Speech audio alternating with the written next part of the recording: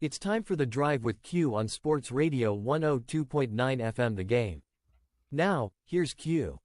Good afternoon, everyone. 3 o'clock straight up on the East Coast. It is indeed a Friday edition of The Drive with Q. Rich Quinones here. Mi hermano Angel Martinez behind the glass, producing the show, keeping us on the air. 2 hours to play with in a hot and humid late Friday afternoon in August the 23rd. 2024, as always, don't forget, 727-858-6650 as we are coming at you live inside the friendly confines of the Sports Radio 102.9 FM studios and, of course, on Coastal Sports Network. We are powered by ION TV, a very busy show. We got through the dog days of summer, as I like to say, and as we turn around, I can't believe we're going to blink. I guess you can say the parents out there got to be excited, right? With the back to school commercials coming out, the most wonderful time, right? So enjoy that. And I know the kids are going to go kicking and screaming, but for us, the sports fan, what does that mean? Pennant races in baseball, NFL season getting ready to begin, putting a little coin, some shekels, a little peso, so toman in your pocket. So we got you covered. And by the way, you guys have been fantastic all week long, all the shows. Pete Shepard Show, Martinez and Company, Lloyd Vance's Insider Football, Talking Hoops, all the shows across the platforms, just the viewership, the eyeballs were growing exponentially, and we certainly appreciate it. We can't do it without you guys, and we always want you to just chime in, right? Let your voice be heard, bring something to the table, 727-858-6650. That's what it's all about. And so a couple things I want to get into today. Lloyd Vance going to join us around 20 after 3. We'll kind of run through the gamut of what's going on in the NFL. John Buhrle from Fanside at right around 4 o'clock. Little college football. Got to get into a little college football. Some of you guys are clamoring with some of my thoughts, picks, and plays on that as well. And we'll kind of go around the NFL with him. Baseball, it is amazing, man. I'm telling you right now, baseball is such a funny sport because we've seen this over the last several years. Sometimes teams just make this late season push, and then other times you have a team that you think exceeded expectations or has played exceptionally well, and then they turn around, i.e. the Seattle Mariners, and they fire their manager, right? I mean, think about this for a moment. The Seattle Mariners were a team that looked like they were on the cusp of winning 88 to 90 plus games this season. And they turn around, they fire Scott Service. They had this horrible slide, man. I mean, they were losing 3 in a row, then winning 5 in a row, then losing 7 in a row, then winning a game. Now they've got swept by the Dodgers. It is a free fall right now for Seattle Mariners. And now you're seeing the Houston Astros, as Steve Gardner from USA Today mentioned the other day, running away with things, a very, very dangerous team. You've got the NL MVP race. I think, believe it or not, it's a little competitive. We're going to get into that later on in the show. We'll do that probably in hour number 2. We mentioned a big-time series for the Philadelphia Phillies and the Braves. Listen, the Phillies just have not played good baseball of late. Aside from the 3 out of 4 against the Nationals. They come back, they drop 2 out of 3 against Atlanta. That lead sits at 6 right now in the NL East. And then all of a sudden the Metropolitans are 7.5. So we'll get into a little baseball. But listen, we're inching closer. You guys feel it. I feel it. You guys are getting a little juice. You're getting a little jacked. You know what's right around the corner. It's the NFL. Regular season, right around the corner. Now, there are some really fascinating storylines, tidbits, you name it, we'll cover the gamut going on with the NFL right now. And a couple things came out already. I mean, think about this. If you're watching any of the preseason, and if you are, good for you, God bless you. But if you're watching the preseason games like I was, last night, what did we see? We saw the Bears beat the Chiefs 34-21, pardon me, not a biggie. We saw the Colts beat Cincinnati 27-14. But the interesting aspect of that game last night, and I don't know if you guys watched the game, if you guys listened to the broadcast, of the game, and I think you know where I'm going with this. So again, we've got a situation now where some talking heads believe that Anthony Richardson, who's pretty much struggled and he's been up and down, is it possible that he's got a veteran in Joe Flacco breathing right down his neck? I mean, think about that for a minute. You got the old man Flacco. And listen, Anthony Richardson did not, he didn't play well. And I thought this was going to be one of the kids that was going to have a breakout season. And, Kurt Herbstreit gives this very blunt assessment, but a lot of people think it's the, worst take of the preseason. Some people believe that, I don't know, is it a narrative agenda driven? Basically said he may be benched for Joe Flacco. Now, I'm not going that far, but I find it remarkable that we put so much stock in the NFL preseason. We put so much stock in watching these young quarterbacks either fail or flourish. And I don't get it. My thing is with the preseason, just get me out of the preseason unscathed. Let me get some of my reps in. Let me play solid football. Let me get off the field. I don't want to deal with any injuries. I'll get some reps in. I'll see if my offense can muster up, generate some points. And we're watching this game last night. I mean, look, you got to be honest here, right? This kid struggled. But how much are we really going to put stock into the preseason? 8 of 14, touchdown, pick, 86 yards, got sacked one time. Not impressive numbers. I'm not going to go out and say that a veteran guy in Joe Flacco, that can still sling it. We know his resume and his track record. But man, I'm telling you, the one thing you have to remember when you've already had, and this is where I'll tend to side with Herbstreit on this.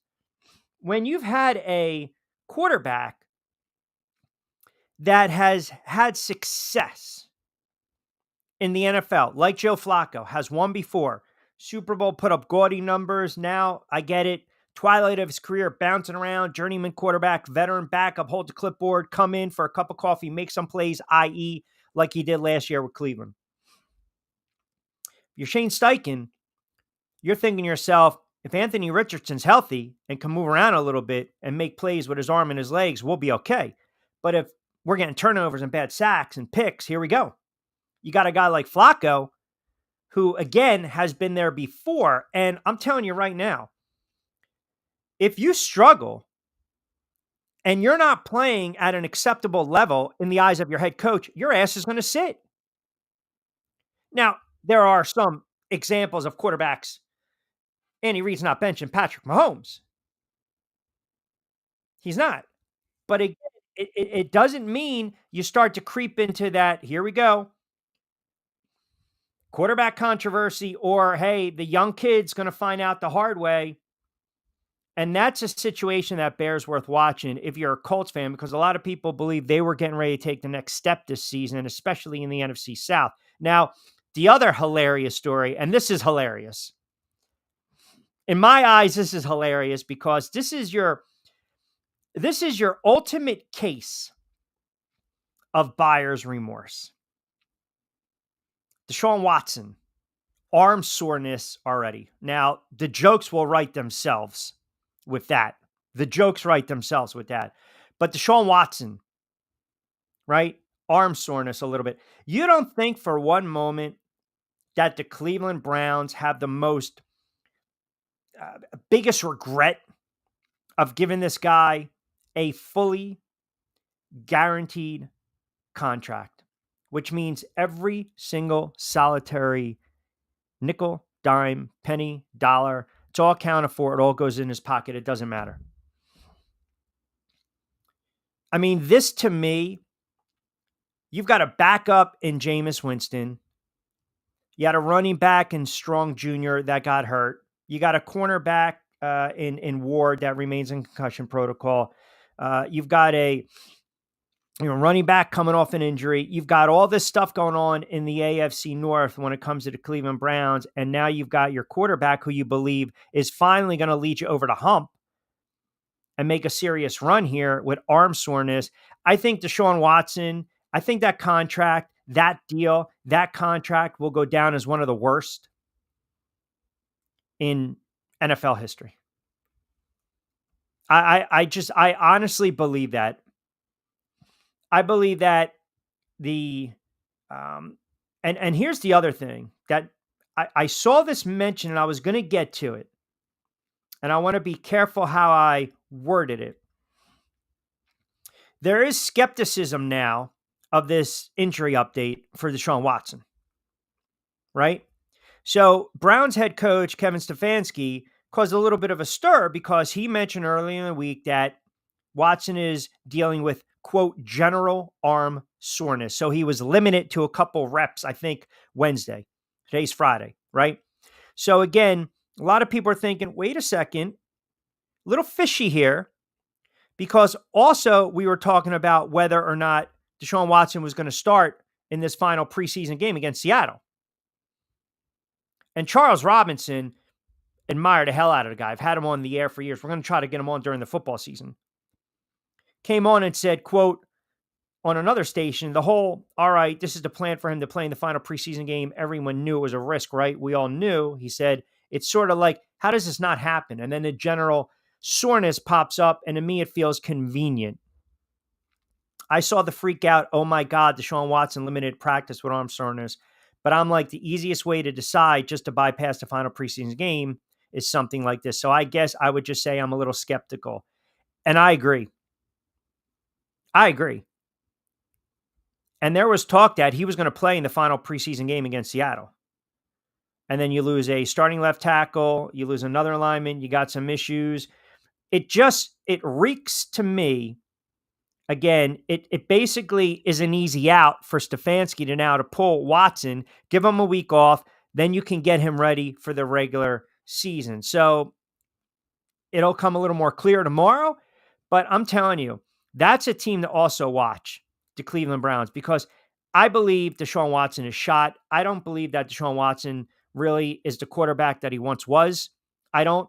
And I also look at this contract and I say to myself, what the hell were the Cleveland Browns thinking? I mean, you want to talk about just, you have a war chest for a reason, do you not? You have a war chest for a reason. And they're banking on Deshaun Watson to be that guy that he once was with the Houston Texans. I don't believe he's that guy. And people will argue and say, come on, Q, he played pretty well before he got hurt. Yeah, I'm still not buying it. I'm still not buying it at all. I just don't think he's the same quarterback that he once was. I just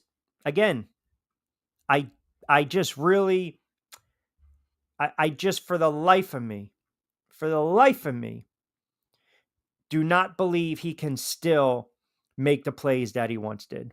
And I do believe it's buyer's remorse, because what happens is you put all your eggs in one basket. And you give this kid that guaranteed. I mean, think about this. It was the largest contract, $230 million. $230 million friggin' dollars, which means you got to be out there every single solitary Sunday. You got to be putting up 4,500 yards, 35 plus touchdowns. Go back early in his career, 26 touchdowns, 33. And then obviously what happened, Houston Texans were like, we're not playing this guy. You miss 2 seasons, you come back, you get banged up, and then you come back and you get banged up again. You got to knock the rust off. It's a horrible deal. It's a horrible contract. I think it's going to blow up in Cleveland's face. You already know from my thoughts that I believe Pittsburgh's going to struggle this year. That's another thing. We're talking about all these quarterbacks trying to make a dent as the preseason's coming to a close. Well, then you got another team in the AFC South, right? I mean, if you're Russell Wilson, and I'm going to ask Lloyd this, and again, I'm also going to ask John this at 4 o'clock. I asked Lloyd in about 10 minutes. If you're Russell Wilson, Does anyone out there believe right now that Russell Wilson is either A, just, yeah, I'm just going to go through the motions. You know why? Because I banked the money. I got the gorgeous wife. I won a Super Bowl. I'm going to the Hall of Fame, this, that, the other thing. I put up the numbers. There's not going to be an argument. I'm 35, 36 years old. Here we go. I can just kind of just, if this kid beats me out, this kid beats me out. I don't really care.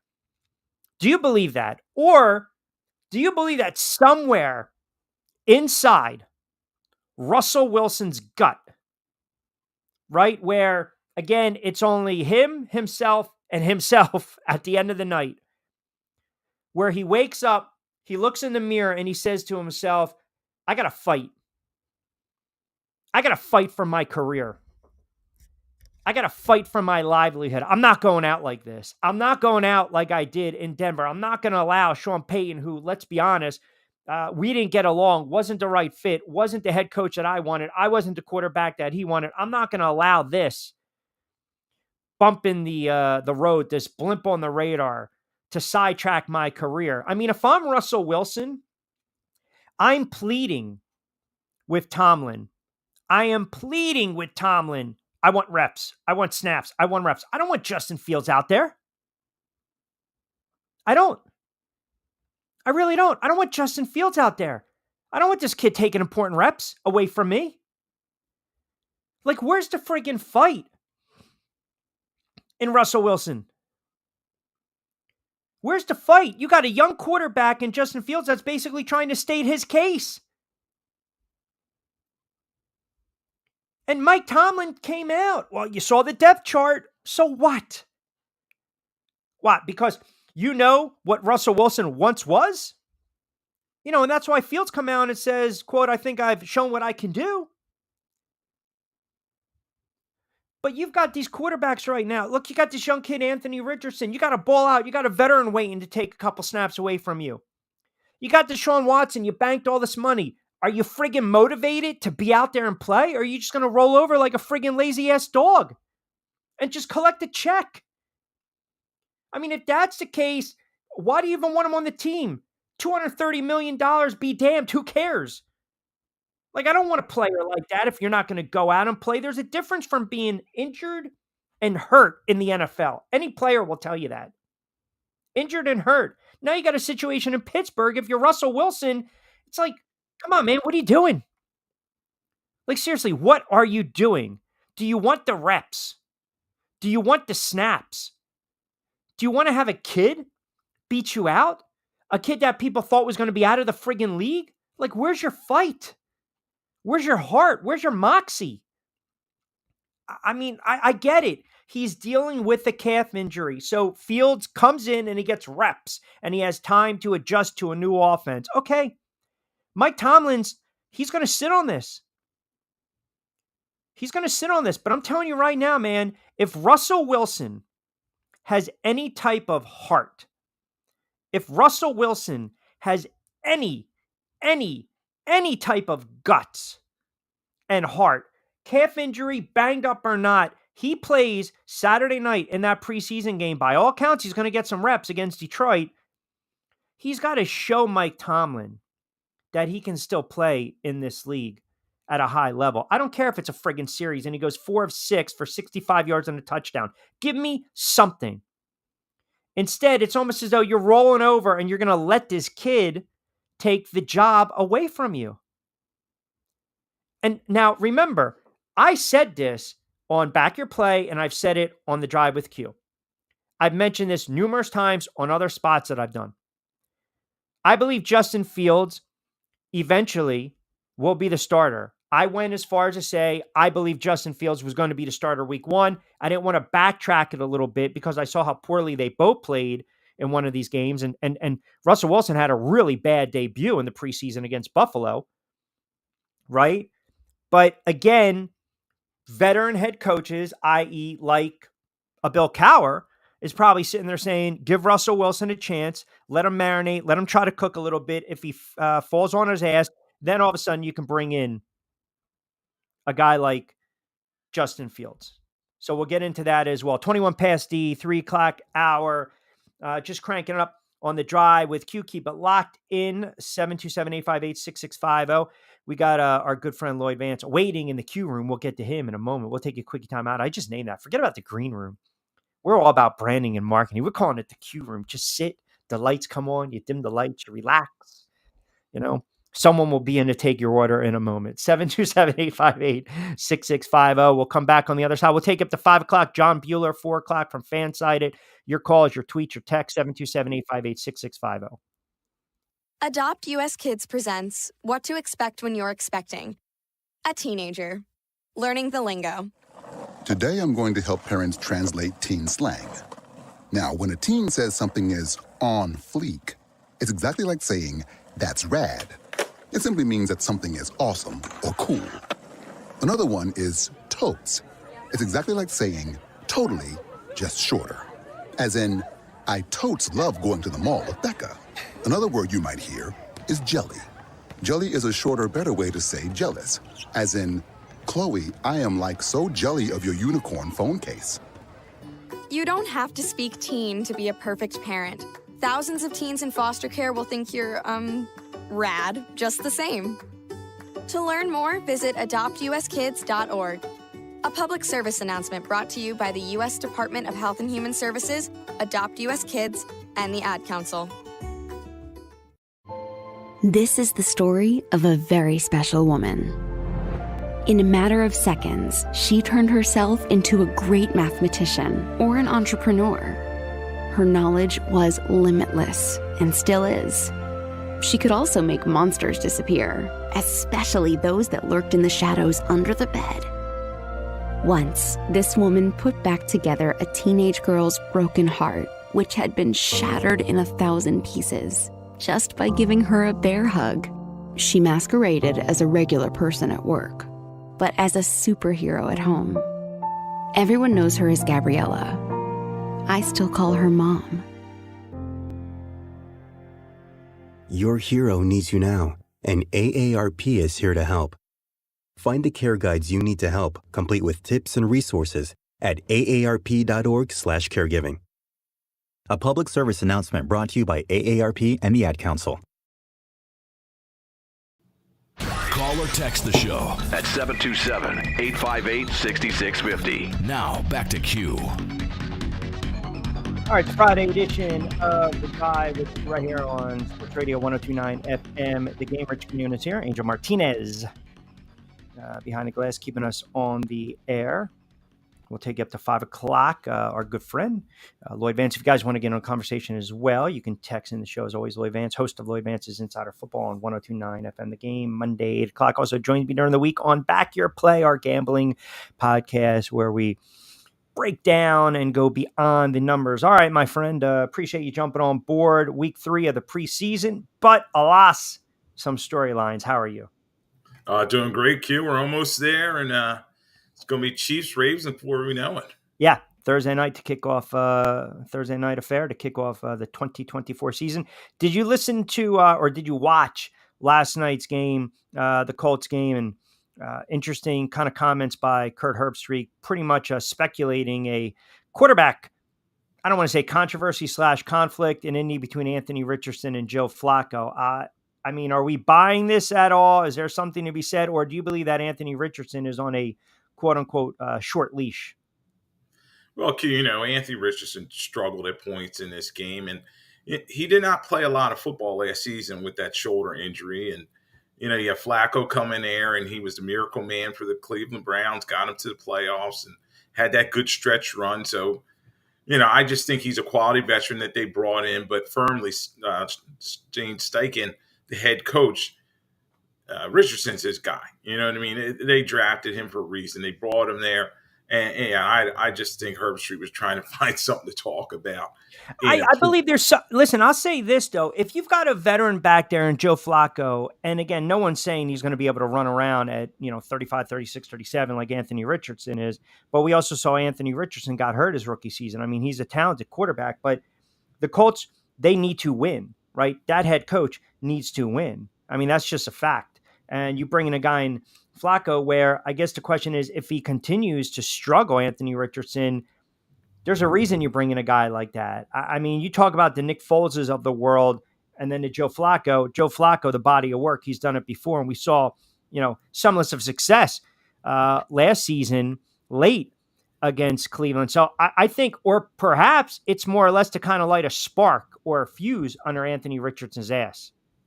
Yeah, I think that's a good term, and I think they really want to make sure, hey, yes, young guy, we've given you the keys to this team, but, there's still a little pressure on you to perform because that's a very winnable division. Let's face it. Yes, the Texans kind of took a step forward last year, but everybody in Indianapolis is saying what could have been if they had Richardson over a full season because he was playing so well before he had that shoulder injury.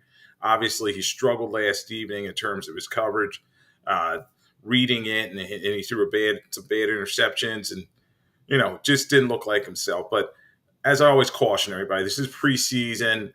The formations are very vanilla, very plain. And then the blocking up front is not the best because a lot of these offensive lines are in flux. He didn't have Taylor in the game running the ball behind him. So a lot of moving pieces. And we'll see what he can do come week one. They're going to come right out the chute. They got to play Houston. And that's a huge divisional game, week one. And he's got to be ready. So I think Steichen, as you were kind of alluding to, is like, yes, Flacco's here if we need him. And don't kind of forget that. I made a point talking about some of these veteran quarterbacks like Deshaun Watson. We've heard that maybe he's going to go to close out the preseason. Maybe he's not already has some sore sore arm, if you will, soreness in his arm. Jesus, try to say that 14 times on a Friday afternoon in late August. But be that as it may, talking $230 million, fully guaranteed, every nickel and dime and penny, hasn't lived up to the contract, being banged up, still rusty. Are we going to look at this contract in 2, 3, 4 years and say it will go down as the worst in NFL history? Because I think this quarterback's shot. I think he's not motivated.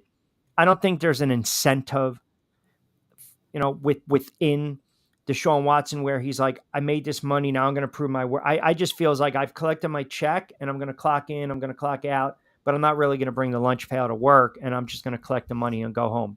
Again, that's just me, my opinion. You guys can disagree, but I don't see Deshaun Watson being the quarterback to lead Cleveland going forward. And I think that franchise that has had a lot of egg on their face over the last 15, 20 years, they're going to have even more egg on their face. Yeah, it was a situation where there was that bidding war when Deshaun Watson was leaving the Houston Texans, and there were a couple teams involved. I think the Falcons were one of them, and they wanted him in Cleveland, and the agent kind of got over on him. We've never seen a quarterback a contract like this, and we probably will never see it again. The NFLPA was like, wow, how'd that get done? A fully guaranteed contract, and you just wonder who he is once he got there because he had taken, almost 2 years off from the game. Let's not forget they benched him for a season, basically put him on ice, didn't have him playing, and then they finally traded him out of Houston, and you thought, okay, maybe he gets a new beginning, but clearly he's just not the same player. Yes, he was able to win some games last season, basically around Chubb and that defense, and but you saw that team ascend once Flacco got there. So, they're kind of stuck with him, and Jimmy Haslam, the owner, he's the one that gave him that contract. Andrew Barry, the general manager, they wanted Watson so bad, and they thought he was the same guy. All those highlight reel plays, remember with the Texans, he was almost MVP the one season, and he seemed like that guy, you know what I mean? But he just was not the same once he got there, and it just shows they do still have some pieces like Cooper and some other guys there, but definitely, I don't think it's an effort thing. I just don't know if he's going to be the same guy with all that rust. Speaking of Russ, not Russ, but if you're Russell Wilson, and I know you've got the issue with the calf, and Fields is trying to take advantage of this, man, if you're Russell Wilson, don't you basically just scream at the mountaintop, I'm not done, and you're going to have to rip this football away from my dead body? Like, I feel as though Russell Wilson, there's two schools of thought right now.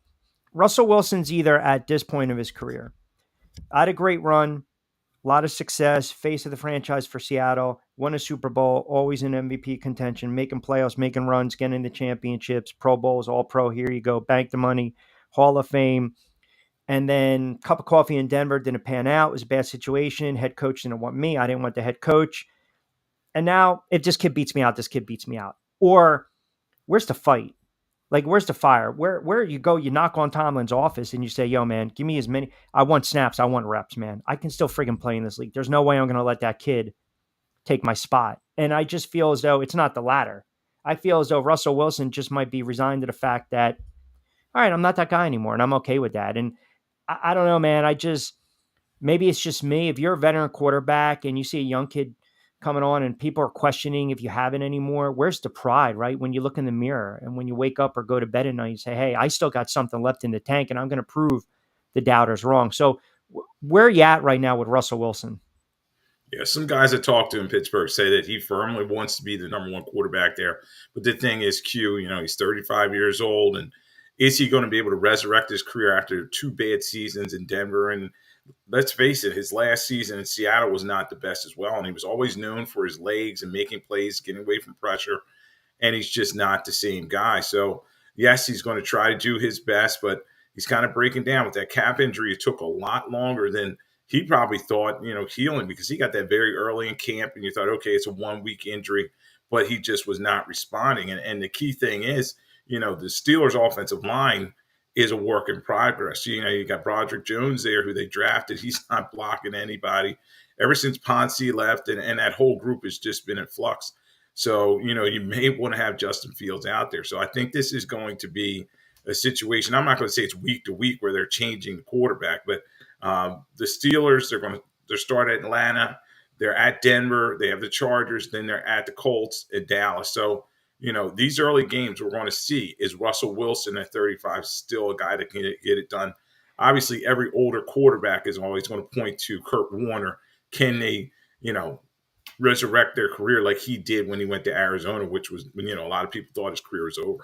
Yeah. And that's when he had the hand problems with the Giants and kept fumbling the football, right? When he had the finger and the hand issues. Russell Wilson, 35. Let me point out though, last season was sacked 45 times.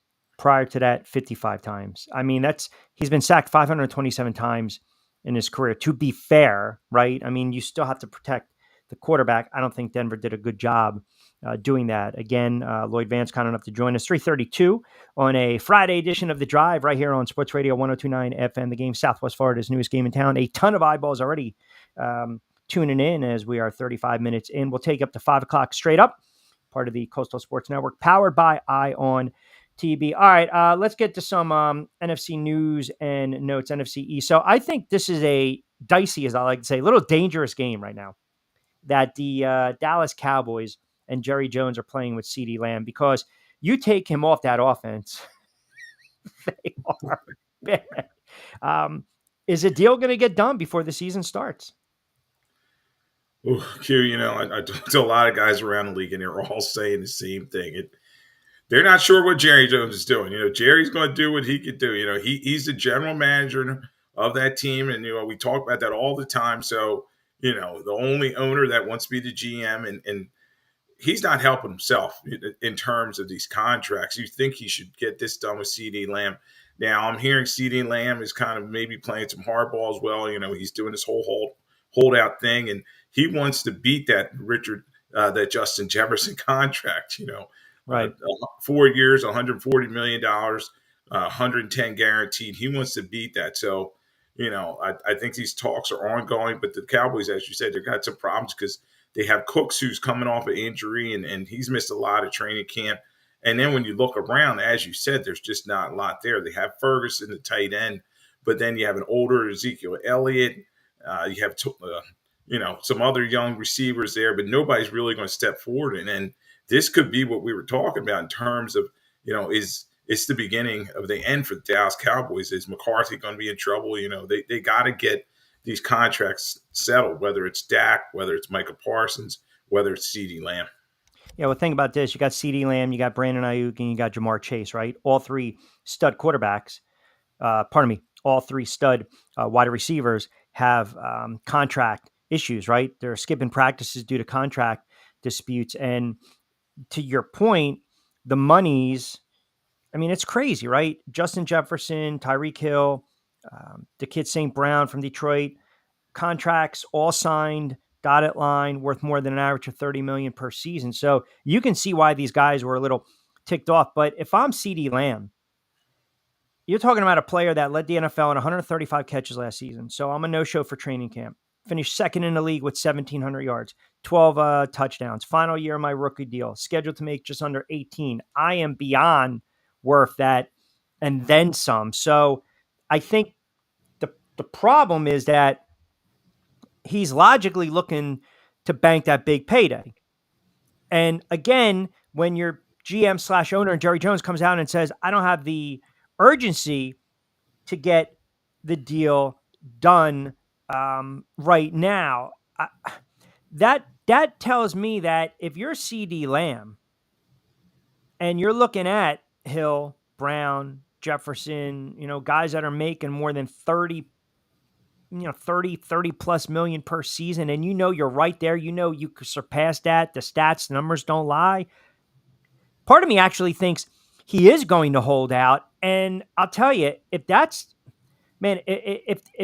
is a situation, then it kind of reminds me of what transpired a couple years ago with Ezekiel Elliott. He held out of camp, and trust me, that contract, that bit him in the ass as well. But I think the situation with Lamb feels a little more closer than Elliott did at this stage. So I don't know. I feel like this is going to go down to the wire, man. But if he doesn't get paid and he's not happy, he doesn't show up, he sits out, he holds out. The Dallas Cowboys, to your point, they've got nothing on offense. So that's just kind of my closing thought on Dallas and CeeDee Lamb. And I do want to get your thoughts, though, sticking with the wide receiver position with the Philadelphia Eagles. I'm not going to put this team in the Super Bowl, right? I mean, everyone wants to look at the moves that Howie makes, and here we go, and boom, are they going to bounce back? And listen, you added depth. And I think when you're a team like the Philadelphia Eagles, you turn around the kid Dotson. He's a nice player, right? I mean, he'll have an impact. He'll have a say in this offense. They turn around, they send a 3rd round pick, a 7th round pick to Washington, and I think for Dotson in a 2025, correct me if I'm wrong, 4th or 5th round pick. So again, where are we going to stick him, right? A.J. Brown, Devontae Smith, Paris Campbell, John Ross, Britton Covey. You got a lot of wide receivers in that room.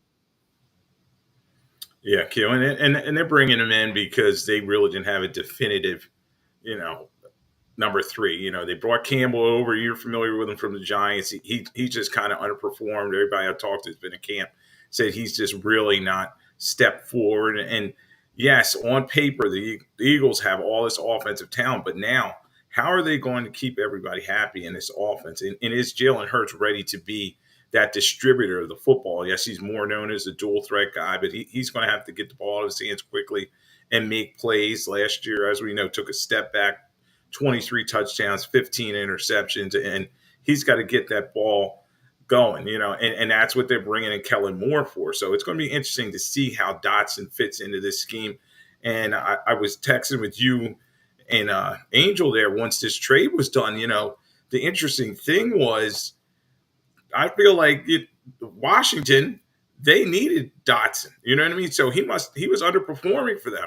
And then you wonder, okay, did Adam Peters, their GM, did he know something, when he put him out there? And he's been a guy, I think he was a 1st round pick coming out of Penn State. He was an explosive player. I remember in college, and he's never lived up to expectations. So yes, you bring him with the Eagles, and he's going to be happy to be on a winning franchise, but now they got to figure out how to distribute this ball all over the place. And let's not forget, AJ, something you and I have talked about, AJ Brown kind of was like, hey, I want the ball. You know what I mean? He wants to be the lead guy in that locker room. So, a lot of mouths to feed. And that first game is going to be a lot of fun because the Packers are that young ascending team, and they're going to be in Brazil. And then, it's a Friday game, so all eyes are going to be on them. So it's going to be interesting. Ken Dotson, the acclimated to the playbook, and how they're going to make this work. Yeah, so you mentioned Thursday night kickoff, Ravens and the Chiefs. Early line, obviously, Chiefs laying 3, but then that line has dropped a little bit, Green Bay and the Eagles. The Eagles are laying 2.5. The total is 48. It's amazing how the total jumps by 10 to 12 points from the preseason to the regular season. We haven't even mentioned Saquon, Penguin AZ chiming in. Appreciate you tuning in as always. The Packers, they're going to be a threat in the NFC. I was thinking about this too the other day, right? When we talk about all these veteran quarterbacks that have to step up, there are other players that are no longer with their original teams per se that have kind of bounced around a little bit. And I'm just wondering, a guy like Saquon Barkley, right? You look at him, you look at, I'm trying to think who else. You look at Derrick Henry. I mean, Derrick Henry, he's a Hall of Fame back.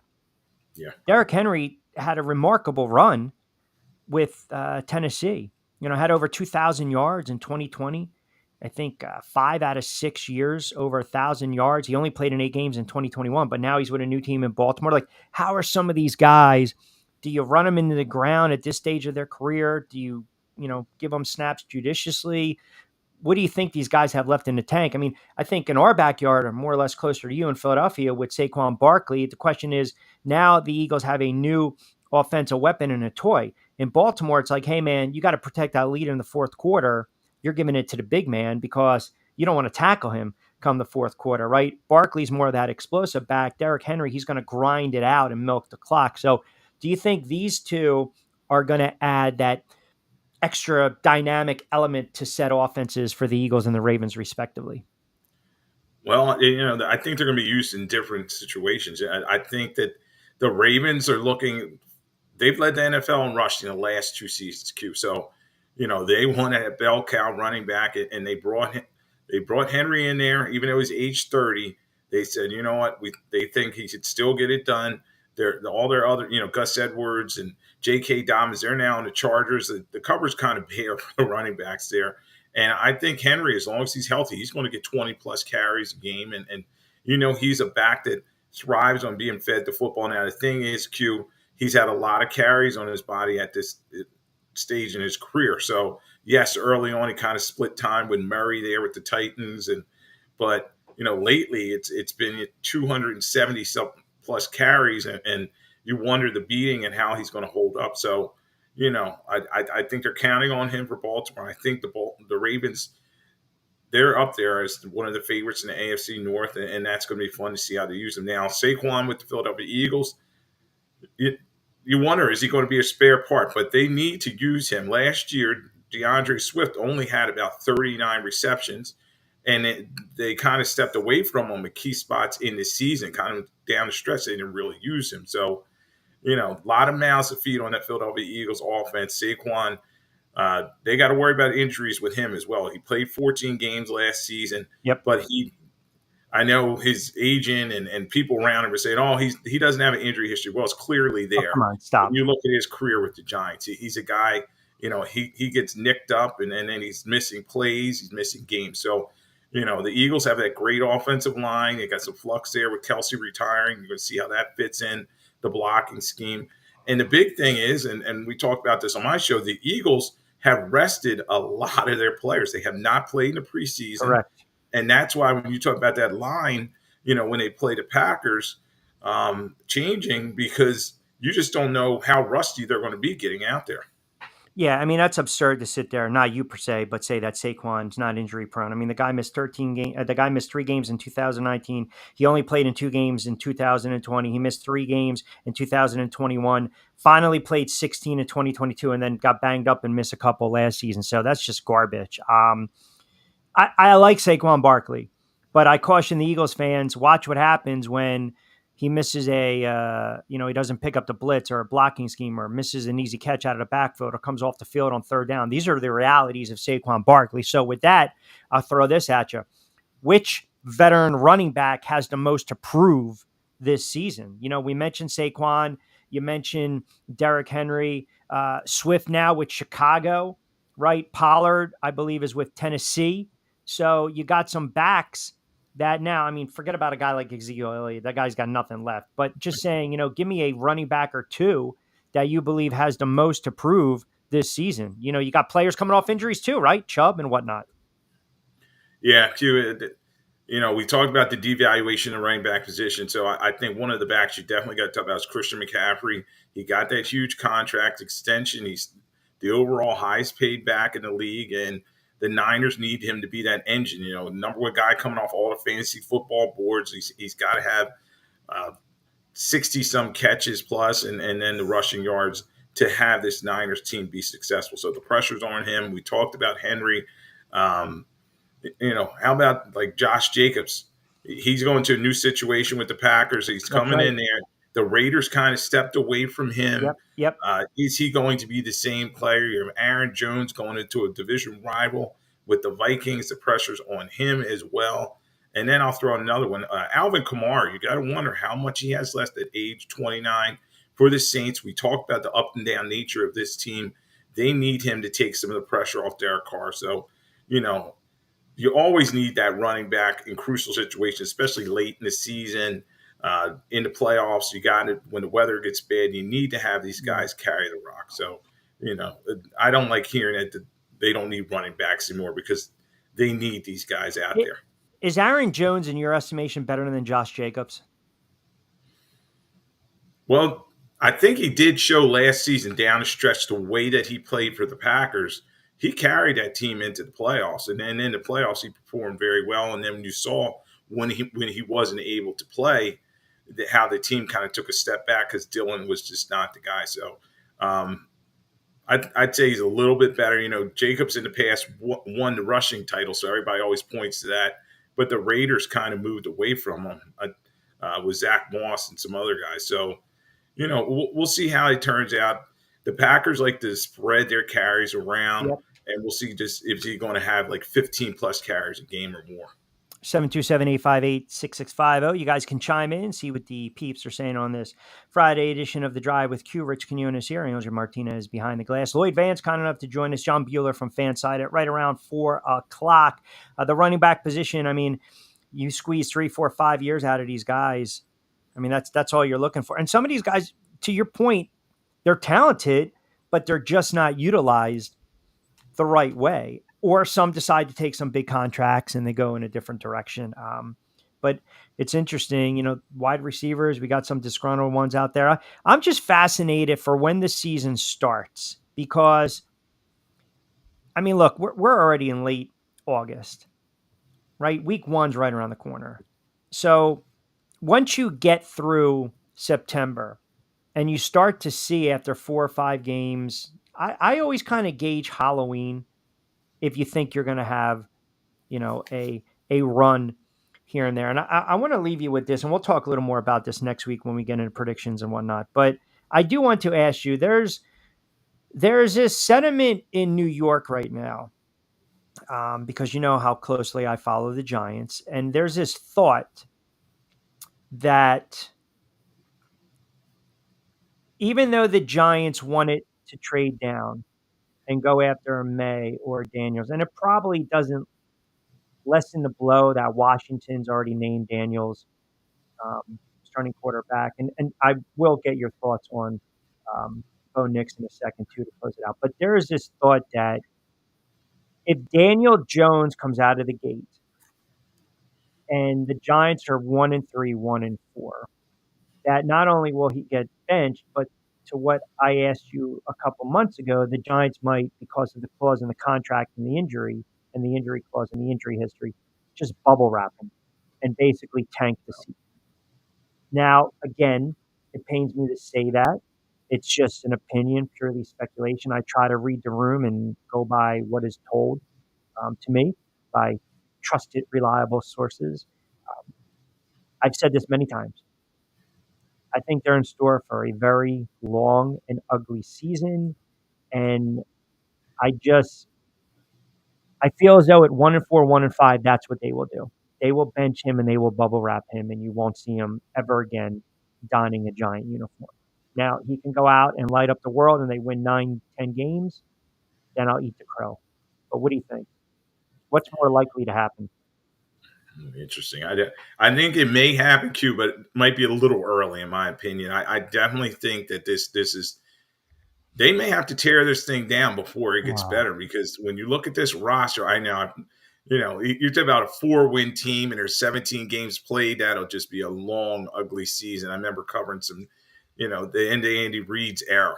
That team that was just they were losing games. They always found a way to lose. And that's what I'm kind of seeing for this Giants team. And Daniel Jones, it's firmly on him because he doesn't look right. Q, we talked about, I think the last time you and I talked about his performance, the last preseason game where he's just kind of seeing ghosts. He's not hitting his reads. Yes, they have some good young receivers and Neighbors and Hyatt and some of these other guys, but he wasn't getting the football to them. And I just think the Giants are going to have a tough season. And I just did the NFC's preview on my show. I had them finishing in the basement. And you wonder, is Dayball going to survive this? Is Joe Shane going to survive this? Suck for Shador. Suck for Shador. Suck for Shador. There you go. Sanders. Lastly, before I get you out of here, by the way, Zay Jones suspended 5 games to start the season. Conduct detrimental, personal conduct policy. Bo Nix named the starter. I like the move. Sean Payton, not going to give the kid a ton of accolades, but just kind of, a gentle little pat on the back. I'm not going to say he's going to be the next John Elway, but he's looked good in preseason. And I think sometimes you got to get these guys out there early, just like Washington's doing. Now Denver names Bo Nix the starter for week 1.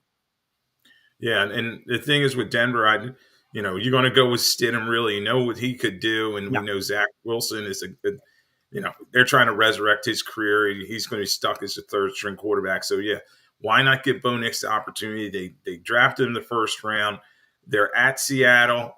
They have Pittsburgh, at Tampa Bay, at the Jets, and the Raiders to start with. So there's some games they can compete with, but you just wonder with this Broncos team as well. They're another team. You look at them on paper, there's not a lot of playmakers offensively for them.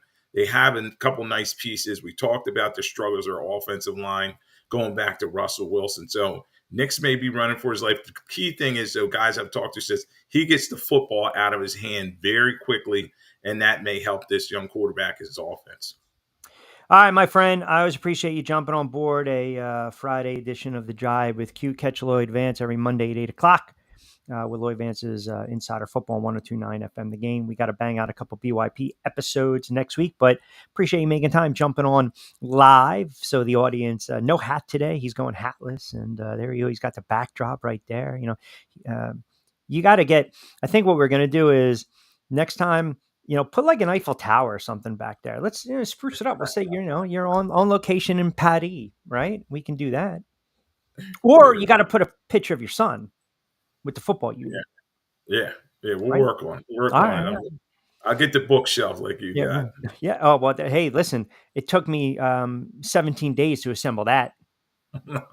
So it was extremely taxing on me, but all right, my friend, enjoy the final preseason wrap up. We'll talk next week. Appreciate you, pal. Look forward to it. See you. All right, there you go. My guy, give him a call and follow him on Twitter at Lloyd Vance. As we are waving goodbye, we just see him still on the screen right there, shrinking Lloyd Vance right there as well. So 72785. What do you got? Oh, he's got the credential right there. All right, now he's out. Now he's out of our lives on this Friday. 727-858-6650. That'll get you involved. John Buhrle, fan side, coming up on the other side. Got some good comments coming in. Keep them rolling. We'll get to some tweets. Jersey Boys chimes in on X. Q, going to talk a little baseball in hour number 2. Judge is an absolute beast. We'll get in a little baseball talks I mentioned. I'll give you some of my plays, but we got to go heavy with the football. Nick chimes in on X. I'm just going to leave this right here. You can talk amongst yourself when you're bashing Daniel Jones. Yeah, I don't need to see Daniel Jones comparisons with other quarterbacks.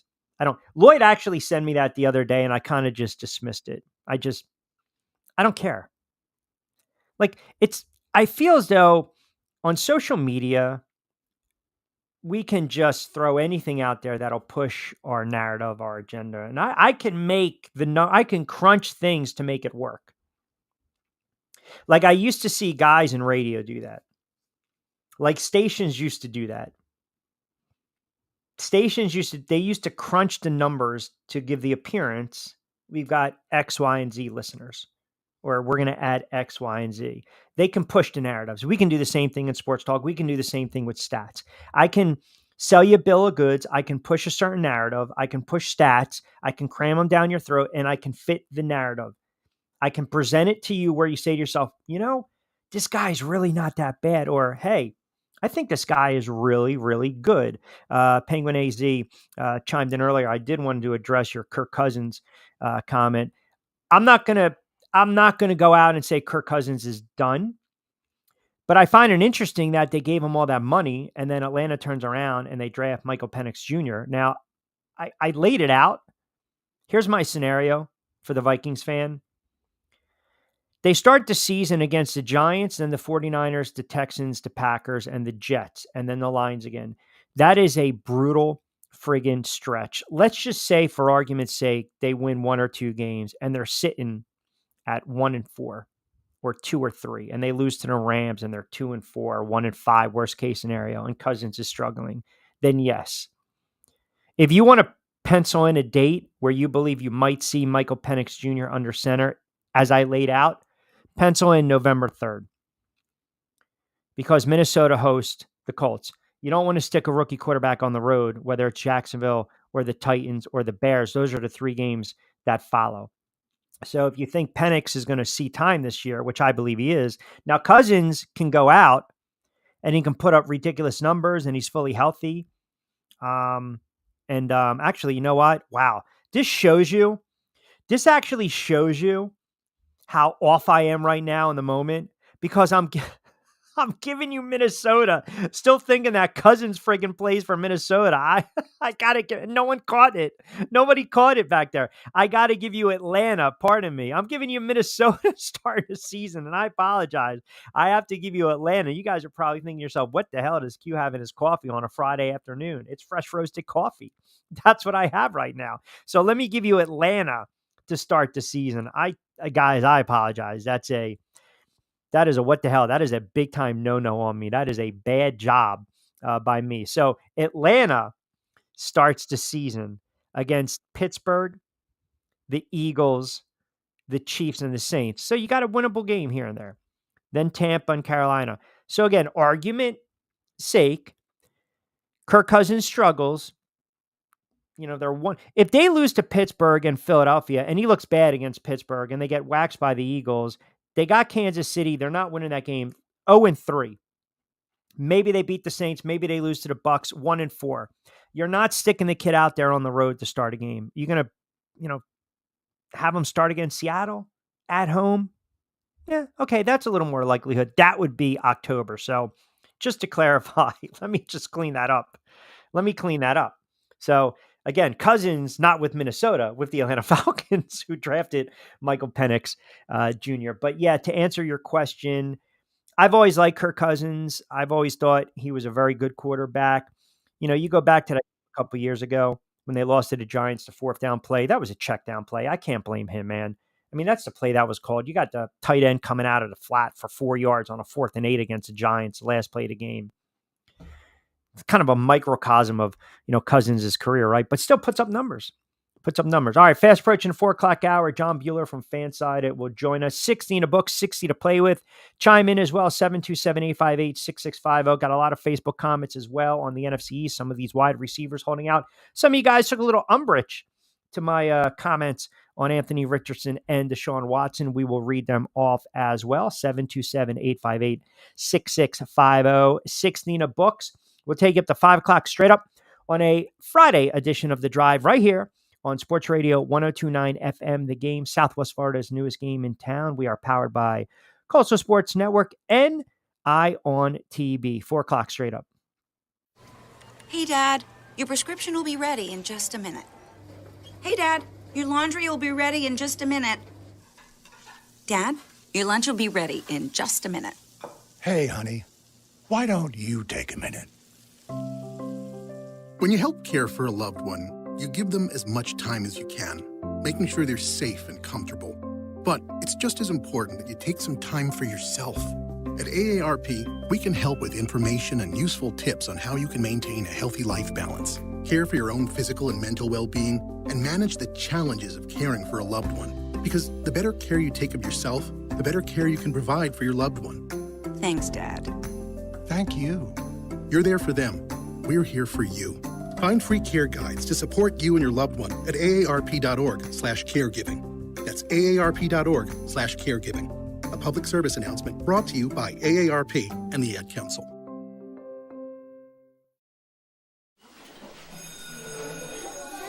All right, class. Let's hear what everyone did this weekend. Jill? Well, I raised my older sister to a big oak tree. It was at least 100 years old. My mom said I must have set a record or something.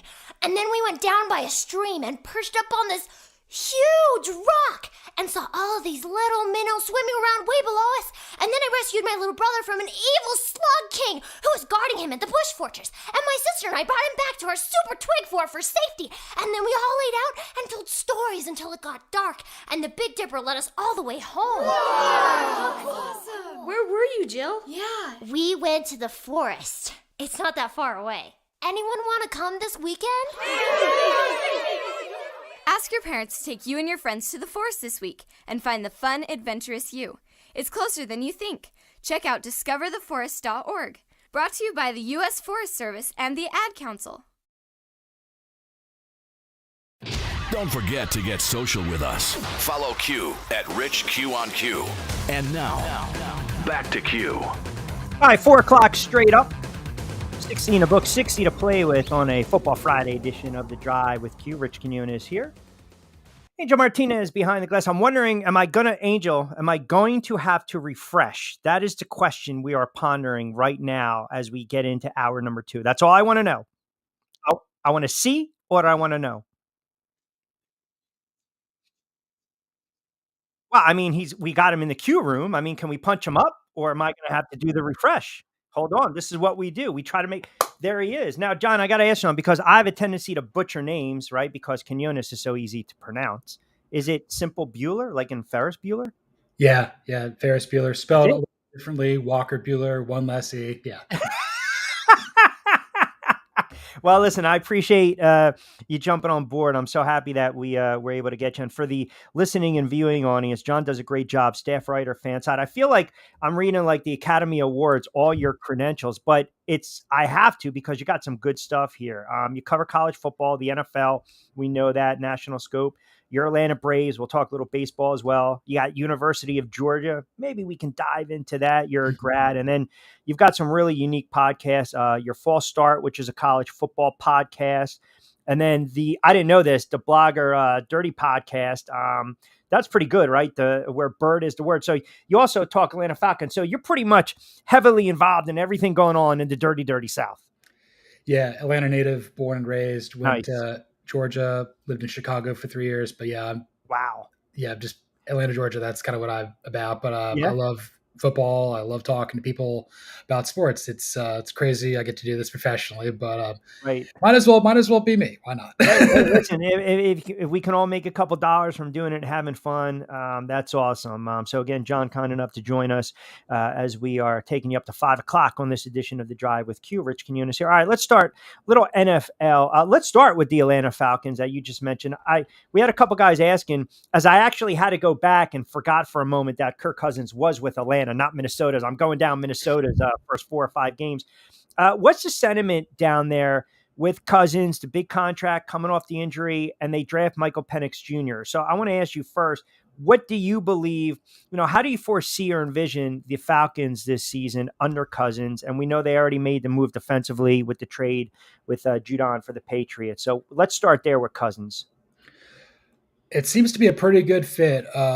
His wife went to Georgia with me. Didn't really cross paths with her, but she grew up locally outside the Atlanta suburbs. He kind of does off-season stuff here. So once it kind of hit the fan there with the Vikings, where it's like, oh, we're only going to give you like a series of 1-year deals. I'm like, right. But I'm Kirk Cousins. Like I've been to the Pro Bowl a bunch. One of the best quarterbacks of my generation. Incredibly accurate. It's kind of upsetting there, like how that kind of all transpired there. I've got Vikings thoughts for days, but it seems to be pretty good. He's come in there. He feels like he's been here for a while. It's kind of like, a cooler version of Matt Ryan a little bit. But right. Matt Ryan's been great. Everybody was really excited about Cousins coming to Atlanta. Yes, there was the tampering stuff that impacted him. Charlie Werner coming over from the 49ers, and then Darnell Mooney coming over from the Bears. But, that's kind of water under the bridge, whatever. And then people were kind of freaking out about Penix. I mean, I cover college football. The guy's sensational. Wonderful guy. I've spoken to him. He's from Tampa, so he's from Florida. Just a really likable guy. Tough spot. Terry Fontenot got kind of raked over the coals a little bit, Yes. but they're kind of trying to do what the Packers did with Aaron Rodgers and Jordan Love. Again, that sort of thing has kind of gotten out of vogue here in the NFL, but they've been consistent with it throughout. And that's all I really want to see, because this is an incredibly dysfunctional franchise that I cover and root for. Yeah, listen, you know this, right? You go back, and I made the joke several years ago. Mike Daniels, who was a hell of a defensive tackle for Green Bay, New Jersey guy, had a summer camp, football camp, and he had a lot of ex-players there and current players. And I'll never forget, Mohamed Sanu, Rutgers kid, was there, and I walked up to him, and I'm trying to do some interviews, and I introduced myself, and no one told me, stay away from Sanu or don't bring up 28-3. Well, I got to do my job. So I kind of just asked him, hey, what do you think? You recovered from that. And he kind of looked at me and chuckled. He's like, I'm not going to answer that. Well, I pressed him because that's what we do. And then a couple of F-bombs were dropped and he walked away, and I had a good chuckle about it. But point being is, that franchise has had some really bad losses, obviously, and you lose a Super Bowl like that, it's tough to recover, and you bring in a veteran in Cousins. I guess my concern is, what if they come out of the gate and they struggle a little bit? Do you believe they'll be clamoring for Penix Jr. to start? I could see that. The schedule is pretty tough to start out. Yep. You got to play the Steelers and welcome home Arthur Smith. Yeah, that's going to be a lot of fun. Then you got the Eagles and Chiefs and the Saints up there. But really, after that, the Falcons do have a pretty favorable schedule. I think if you hold serve, go 2-2 during that stretch, play well within the division, you can win double-digit games and see what happens. I know it's like we're the team's like telling the fan base, please be patient. I'm like, we're out of patience. It's been really bad, better part of a decade since 2017. Like, I get it. I understand it. I want to see this team get in the playoffs. I want to have a playoff game in Mercedes-Benz Stadium for once in my life. But I kind of get what you're saying there. Like, there could be some pushback potentially if Cousins doesn't play well and he looks like a shell of himself. But again, I don't think his accuracy is going to really fade. I just feel like maybe he can move a little bit, but if he's not mobile, that could be a challenge. But I like Penix, but again, Penix has had 2 knee injuries, both in college. That's why he was there for 6 years. Guy can really play, he can really spin it, needs a little more touch on the football, but I think Zach Robinson's going to really coach you up there, coming over from the Rams, former Patriots backup, Oklahoma State star, Mike Gundy disciple. Yeah, really good coaches there. I think TJ Yates is still on the staff as well, another former quarterback with the Texans and UNC. So we'll see what happens there, but quarterback position is a lot better than it was a year ago. I'll tell you that much. Yeah, and listen, I've talked about this a lot over the years, and I mentioned it, obviously, what's going on in Miami with Tua and, of course, former head coach Brian Flores, right? The dynamic between the head coach and the quarterback. Look what happened with Denver and Sean Payton and Russell Wilson. We've seen it before. You don't have to get along, but there's got to be mutual respect. With that being said, I do want to get your thoughts and a little bit of the AFCs, which I believe is going to be a very intriguing division for a lot of reasons and a lot of storylines. But, when you hear a quarterback who's pretty humble and soft-spoken, like Tua, kind of come out and say, hey, man, this guy just basically said I sucked and it want me around. Here you go. And then, wasn't a good person.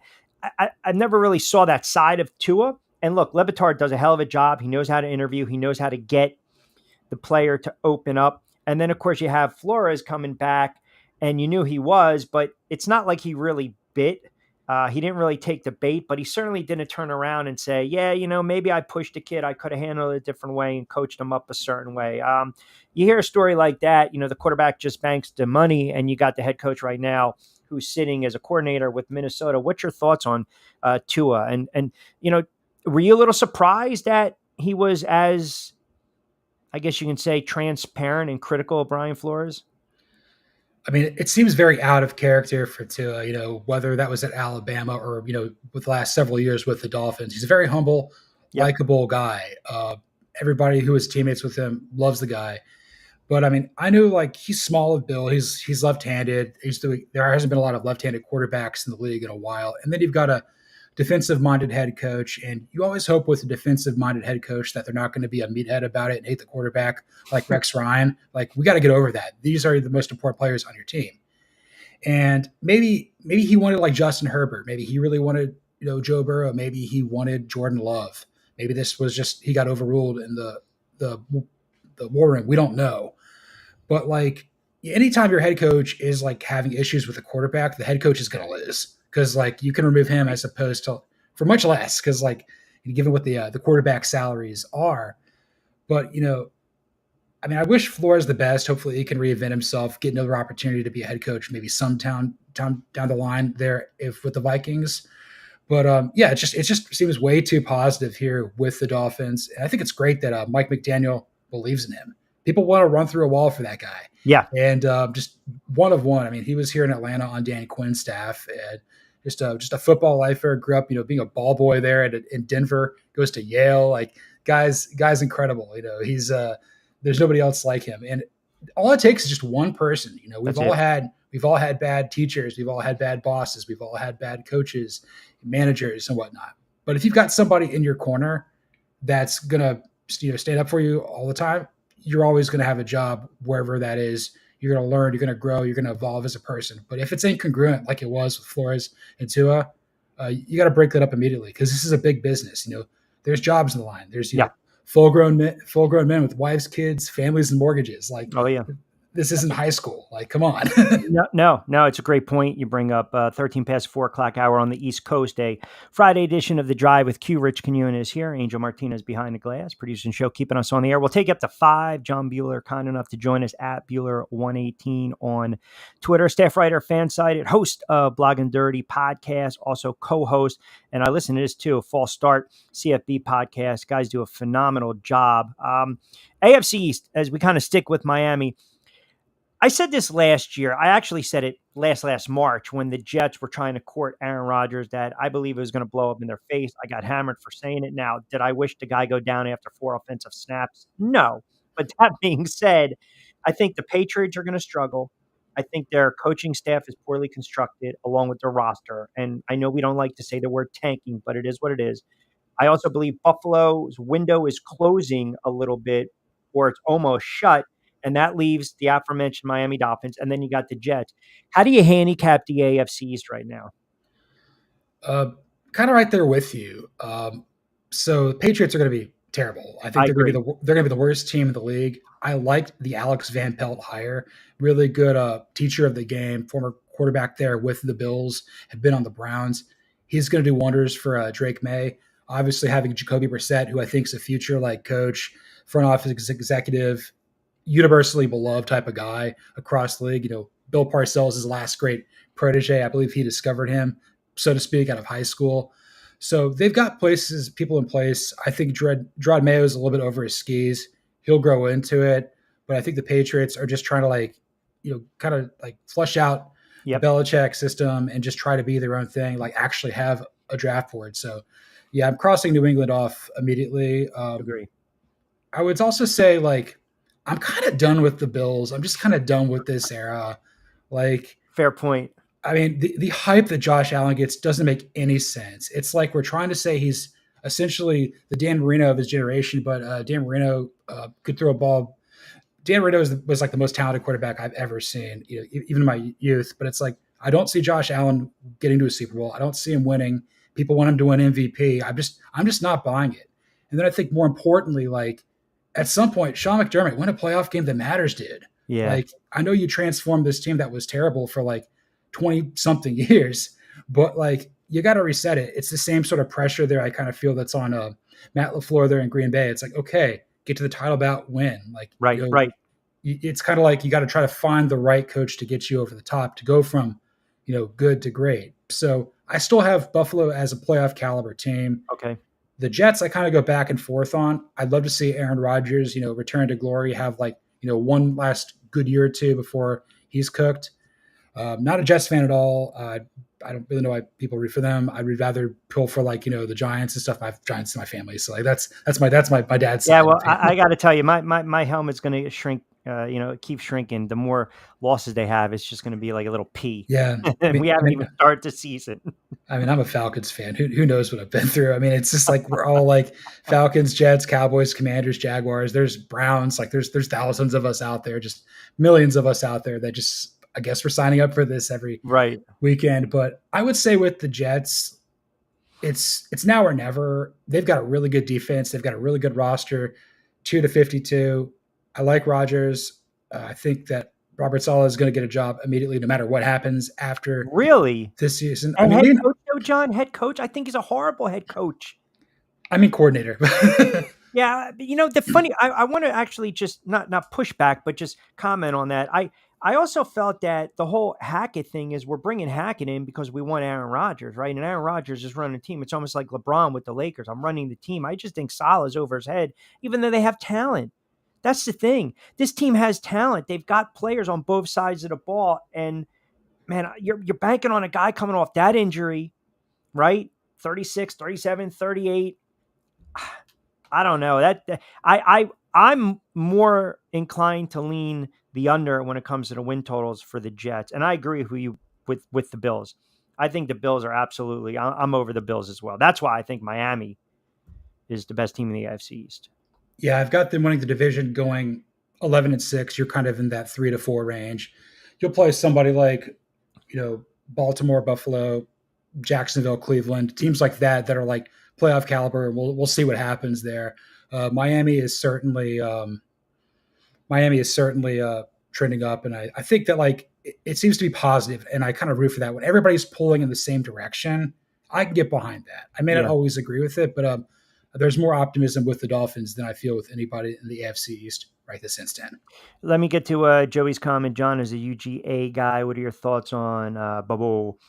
I like him, actually. I think he's going to get a headshot at head coaching gig in SC. Or, as he mentioned, is he just happy to make about $1 million a year as a coordinator at Auburn? That's interesting. I realized he was Mark Richt's best disciple, and obviously he went to Georgia the same time as Kirby Smart and Will Muschamp.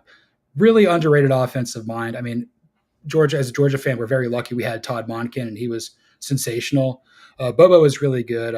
Really did a lot of great things when I was undergrad with Matthew Stafford and Aaron Murray. We used to always say run the ball, Bobo, or throw the ball, Bobo, and stuff like that. Carson Beck's going to get him a lot of money.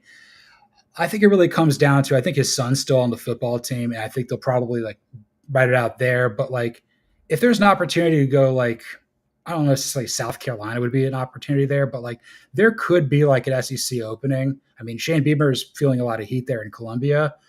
It depends on the right situation. I think that people are going to give him the benefit of the doubt. Maybe there's a P4 opportunity. He doesn't have to just go to Colorado State. He can go, I don't know. It'd have to be the right job and the right situation. But if he wants to stay the coordinator out, there's nothing wrong with that. Very well respected in the industry, and he can recruit. He loves recruiting, and he can develop quarterbacks. And as long as he's got a good rapport with Kirby, I think he can stay at Georgia as long as he wants to, unless we start going 10-2 a bunch and we get back to being Mark Richt football again. Sticking with college, obviously with the SEC, I know you had a nice article come out on the ACC. I want to hit on a couple of, obviously, as the station, the network's based in Tampa and in Florida, a couple of the Florida teams right now. So you got Florida State coming in already preseason. They're ranked top 10, Miami 19. A lot of people are trying to figure out Miami. Is this the year they tend to break through? I mean, if you look at their games to start the season, they do have some very winnable games. Obviously, it'll be an interesting contest to open up the season on the road against their rival in Florida. But how about your thoughts on those two teams for a moment? Very high on Miami.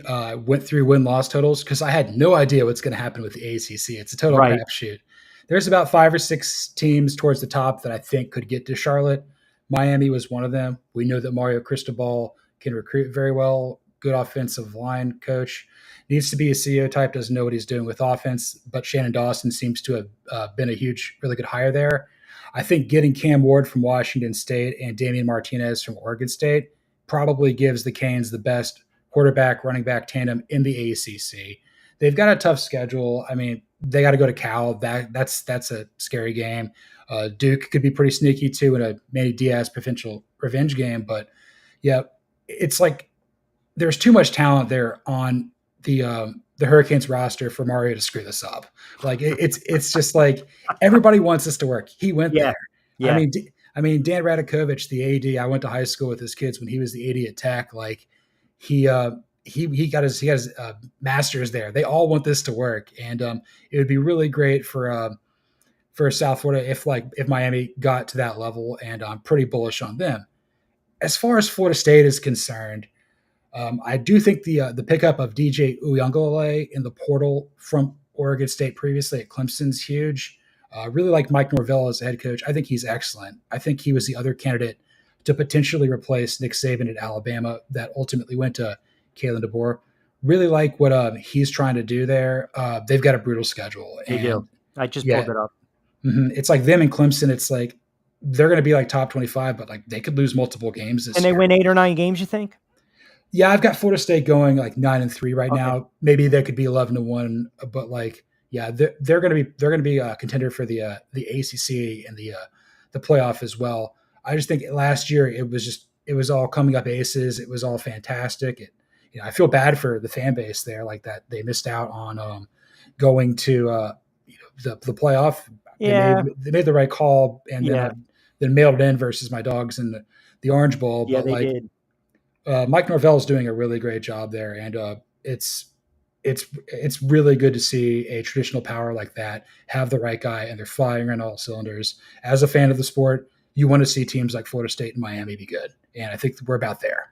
And then Florida, look, they surprised with the start 3-1 last year. I think they were actually 5-2, pardon me, after they had the big win against South Carolina, and then they came back down to earth, had the loss against Georgia and then Arkansas and LSU, and they dropped 4 or 5 to close the season. What about Florida? Florida's got the hardest schedule in the country, and it's not even close. If they go, like, I feel so bad for Billy Napier. Like, this team may go 4-8. Like, they got to play the 3 other P4 schools in the non-conference, and Miami, Florida State, and UCF, who I think sneaky good there in Orlando. Then you got to play the likes of Georgia. I think you got to play LSU. You got to play Texas. I don't know. Like the last 4 games on there, I'm like, is there a win? But I do think that DJ Lagway is very special. I think he's a guy that could change the program. I wonder if Scott Strickland's going to give him another year and understand that, like, if you just go bowling, or if you're 5-7 and you're really good, just give it a little more time and it could pay off for it. I feel bad for the situation at hand.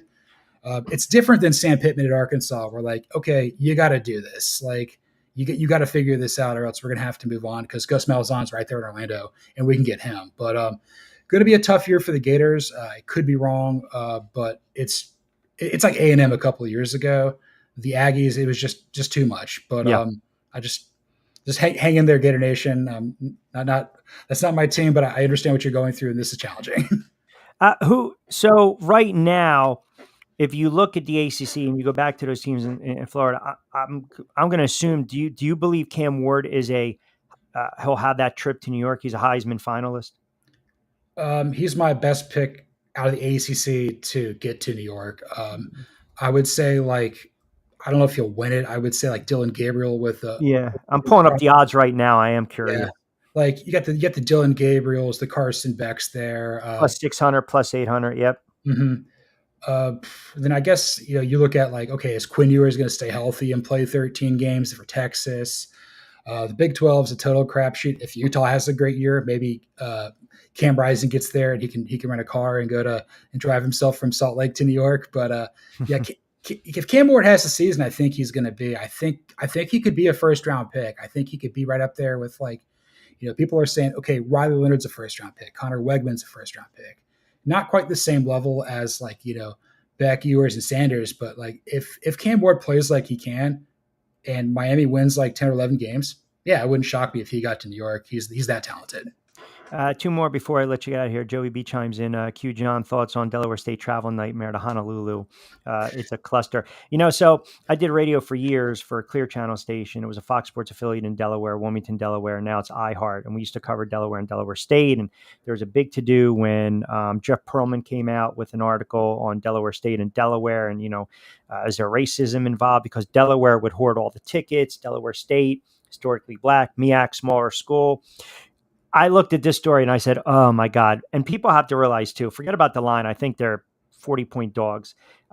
They get paid. These schools will make these trips and deal with it because they're getting paid. But that is a cluster, man. I mean, that's a bad job and a bad situation. I think they just jumped on a flight. Right. God, isn't college football the best? It's I mean, we get to go to Hawaii, like literally cross like a pond of dirt and then like another pond to go to like Hawaii. You go like 7 time zones over there. Horrible. I believe, if I'm not mistaken, I think the Rainbow Warriors have like a brand new stadium. I think the Chin Complex is either like done or just about to be done. They're not going to play like the old, like, torn down or blanking on the word, dilapidated Aloha Stadium. So opportunity of a lifetime.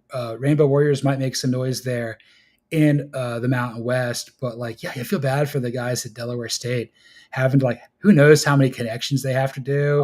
10 and a half hour flight because of, it was a bus issue to JFK. Yeah, that's brutal.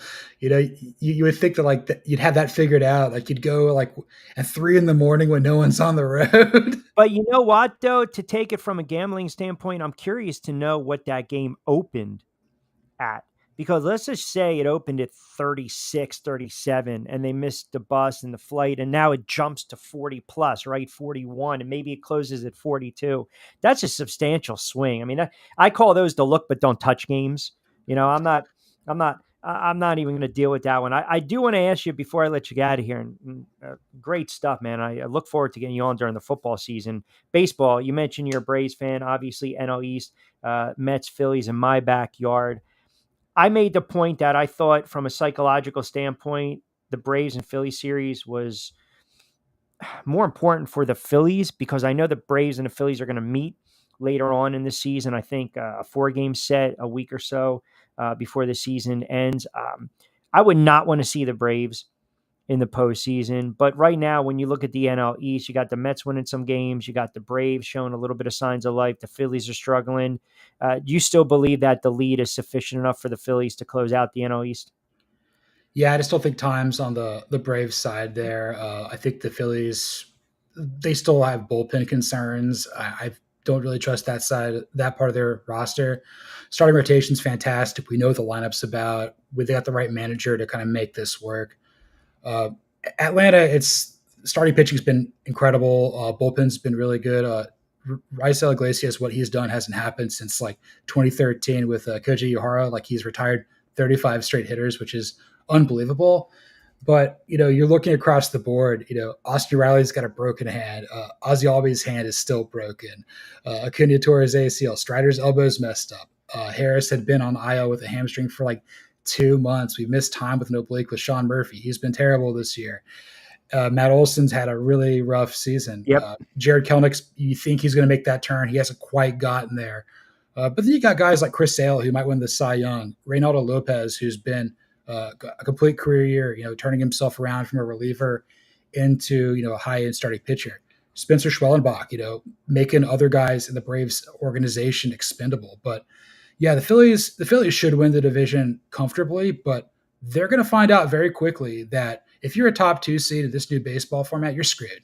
Like you can't like the only team that can like generate enough momentum is the Astros, just because it's in their culture. That's a really well-run organization.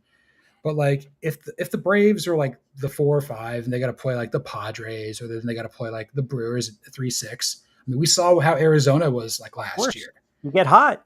Yeah, and it's hit the fan. It's basically the entire time the Braves were terrible was when we couldn't watch the games on Bally on Xfinity. It was brutal. So you have to go to like Fubo and do all that stuff. But this should be like the Phillies should get to the NLCS, and if they don't, this season's a failure for them.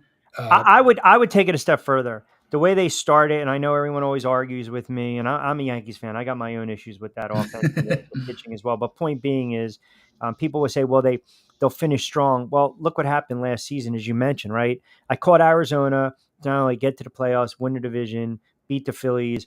I had them in the NLCS, but for some reason, I had the winning ticket, but for some inexplicable reason, I didn't have them winning the World Series, right? If you're going to pick them to do that, you might as well pick them to win the World Series, even though they didn't win it. Fine. But to your point, if this team doesn't get to the World Series, I think it's a major disappointment. I really do. And people are going to look at Thompson. They're going to look at, the lack thereof of shuffling of the lineup, the injuries. We get it. They need to harden the lineup to start hitting. But I think it's a disaster. I believe the Dodgers are the most complete team in the NL. I do. And it's yet to be seen with the AL, Baltimore, Houston. Look, Seattle just fired their manager.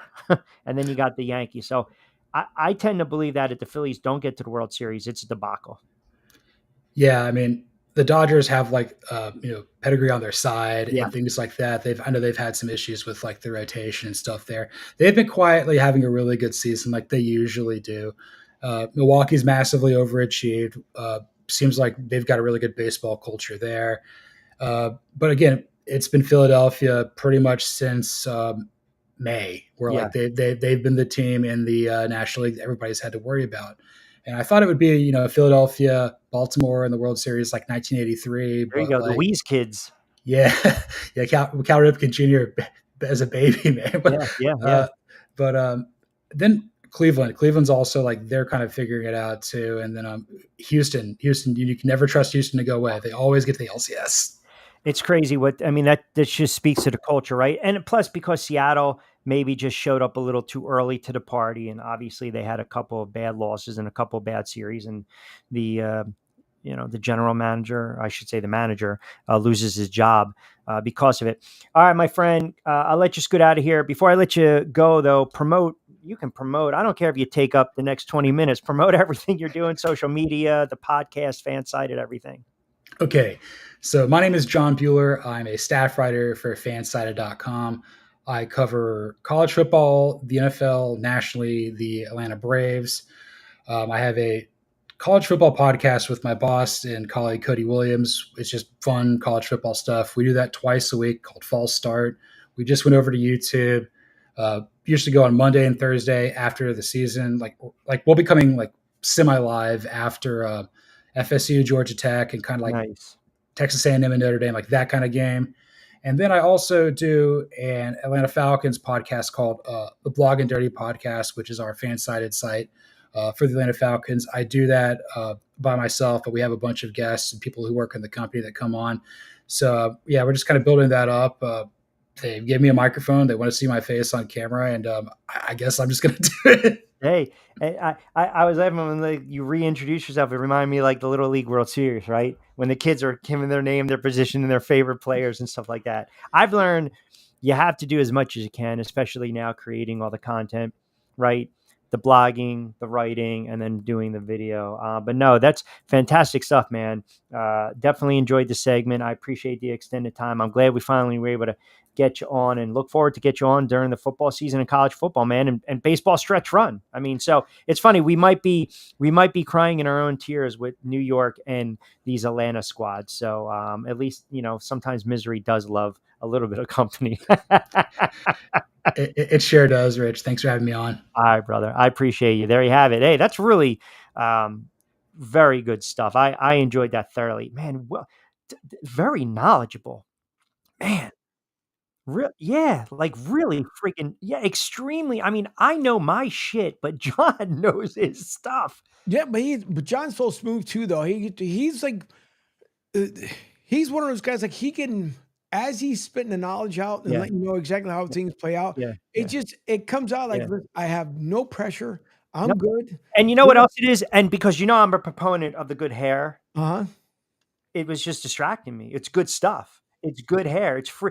That you got a good guest on because he's got that, kind of like that free spirited. I'm sprouting out the stats. I'm looking good when I'm doing it. That's why he has to continually come on. Exactly. That's what we want. No, that's fantastic. No, that's really, especially too with the college football. I want, seriously, for the college, I had a lot of guys ask me about college football plays. Follow him on X, BUHLER 118, and also Fansided as well. He puts out some really good content. I know we're a little behind. I got to get some live reads in, but 4:34, we'll get your closing thoughts on the segment in a second. We'll come back on the other side, but keep it locked in. A lot of comments coming in, a lot of Facebook comments as well. Keep it locked in. We'll take it to 5 o'clock straight up.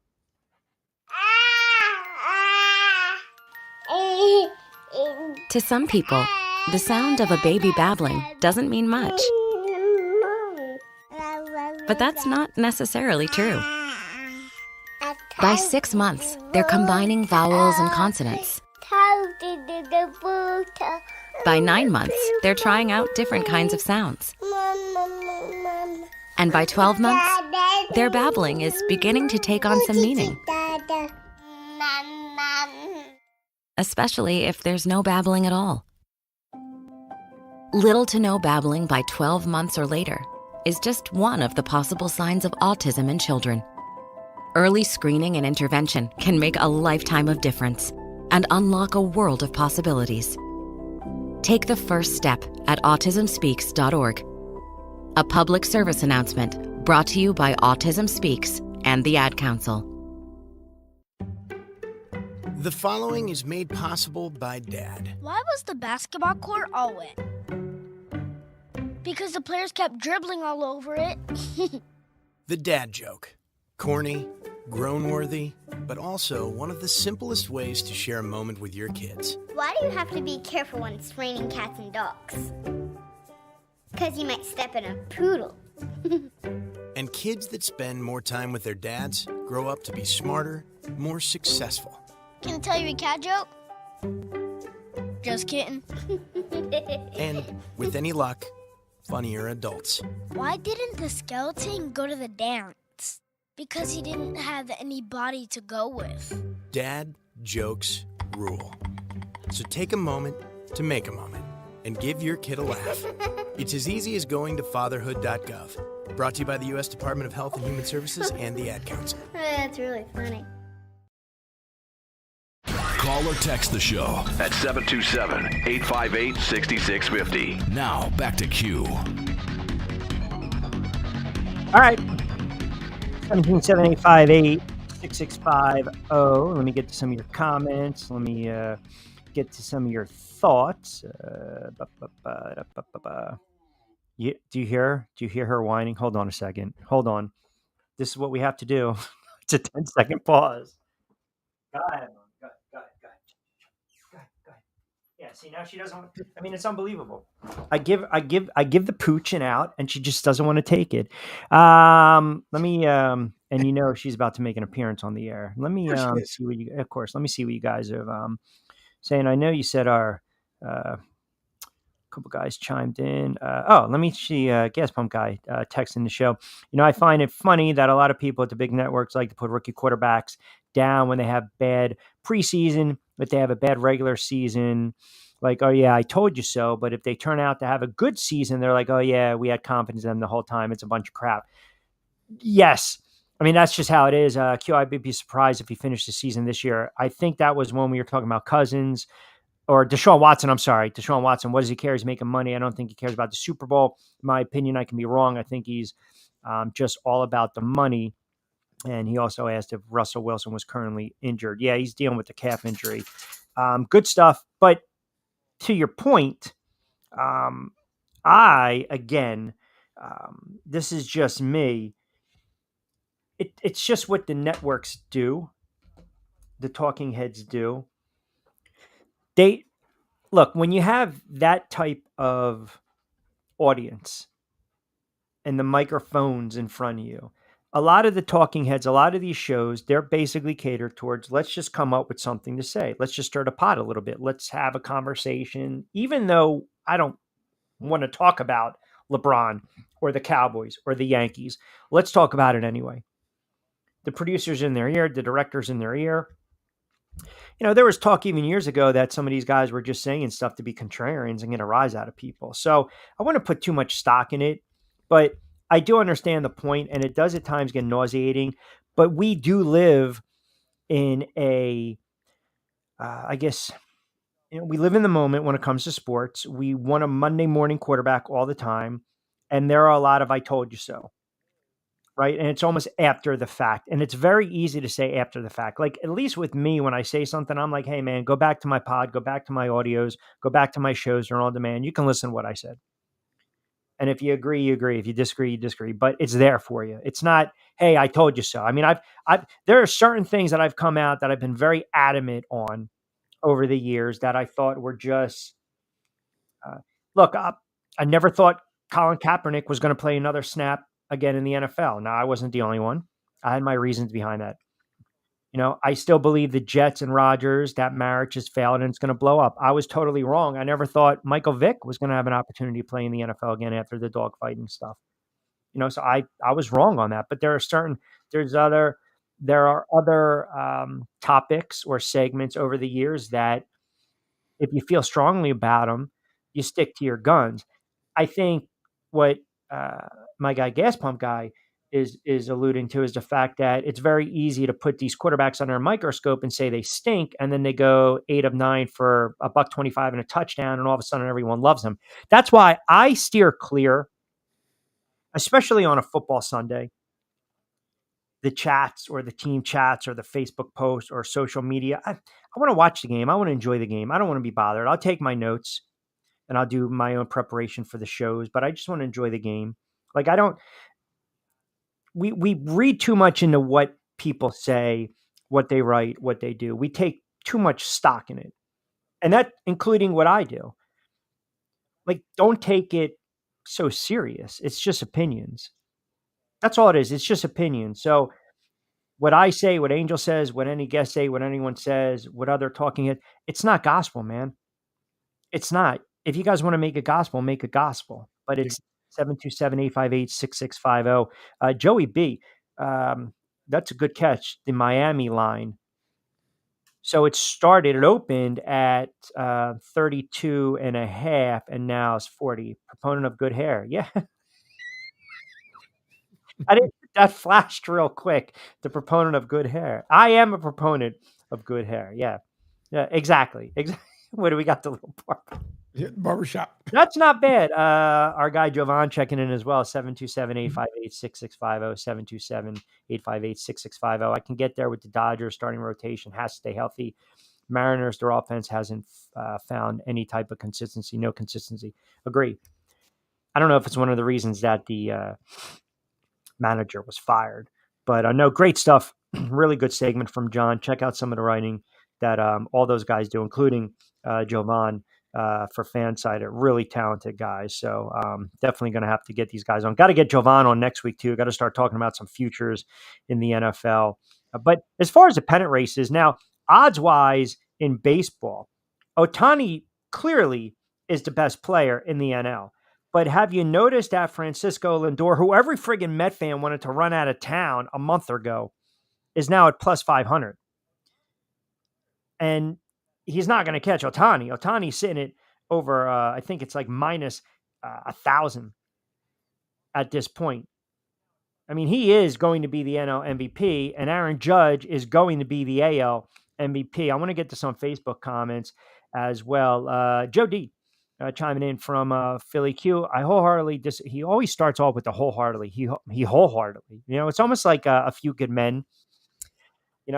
Was he in danger? Grave? Was there any other kind? I mean, it's like he always starts off with I wholeheartedly. Yes, you can wholeheartedly disagree with me on my Anthony Richards take. There's absolutely no way that South Jersey Audubon Joe Cool Flacco is catching him and surpassing him as starting quarterback number one. And I'm not sure why you're so critical of Deshaun Watson. It's about rust. No. Two things. I'm not ripping Anthony Richardson. All I'm saying is that if you struggle and you're a young quarterback and you've got a veteran, chances are if the head coach is fighting for his job, sometimes they make a switch. That's all I'm saying. I'm not even suggesting it. The season hasn't even... See, Angel, this is what happens. Yes. This is what happens. The season hasn't even started yet. Nope. It has... Go ahead. There's going to be grumbles. There's going to be grumbles, rumbles, everything. Every time before it starts off. Plus, it's the last weekend of the regular, preseason schedule. Yeah, so it's just going to be everybody right now. It's the same way. If you look at it, how many Eagles fans now are going to go ballistic between here and when the game happens between Green Bay?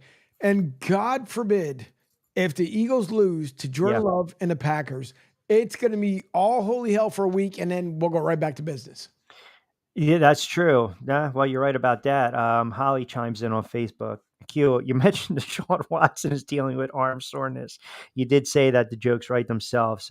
Is this any chance that a good massage would help him? Come on. I mean, this, what are we doing here? And shame on me for reading it off. Friday. I mean, listen, I don't really have a comment on that. I mean, I appreciate appreciate her listening in, and that's always a good thing. But it's just a horrible contract, man. It is a flat. That contract's going to blow up in their face. It is. I really believe it's just, I don't know. Ben chimes in. Q, excellent show. I know you're not hating on Deshaun Watson, but think about this. You look at these mid-round quarterbacks, it's always been a disaster. He really hasn't shown any aptitude for drafting quarterbacks. That's talking, obviously, this is going back, interesting enough. This is kind of going back to when I was talking about the GMs and the head coaches. That's exactly where we're going with this. And it's when I mentioned Sean Payton, I know exactly where this texter's going in. When I mentioned Sean Payton talking about Bo Nix, and I think that's a subtle shot. The texter's taking a subtle shot at Bo Nix because he was just named starter for Denver. And again, people would get sucked in about a quarterback being highly graded during the preseason. And Bo Nix was the highest graded rookie quarterback at 85.8. Okay, fine. But then again, Nick counters and chimes in, Q, this is the same thing with Tyson Hill. This is another example. Everyone couldn't wait to bow down and see what this kid can do because here we go. Listen to what Steve Young had to say. He was an unbelievable find out of nowhere, and Sean Payton tried to use him, use his talent to his advantage. But again, it just didn't pan out. See, this is the slippery slope that us as football fans, we have to watch. And this is the slippery slope that some of the talking heads have to watch. Because we look at guys and we call them gadget quarterbacks. And Taysom Hill was a gadget quarterback and made a lot of money, but he's not a quarterback that's going to sit in the pocket and drop back 25, 30 times. People look at Lamar Jackson, they think Deshaun Watson. Now they're probably thinking Anthony Richardson, gadget quarterback. I don't buy that. I think Lamar Jackson is an exceptional quarterback. I think Lamar Jackson, he's got that innate ability to tuck the ball down and take off, but he also gets hurt. Anthony Richardson is a young pup in the NFL. Hopefully he'll figure it out. My comment and my opinion on Deshaun Watson hasn't changed because I think we got sucked in after a big year with the Texans. And now he's rusty, and now he's got the arm, quote, soreness, and he also banked 200 and something million where he might not be incentivized to want to go out there and really ball. That's all I'm saying. That's just my opinion.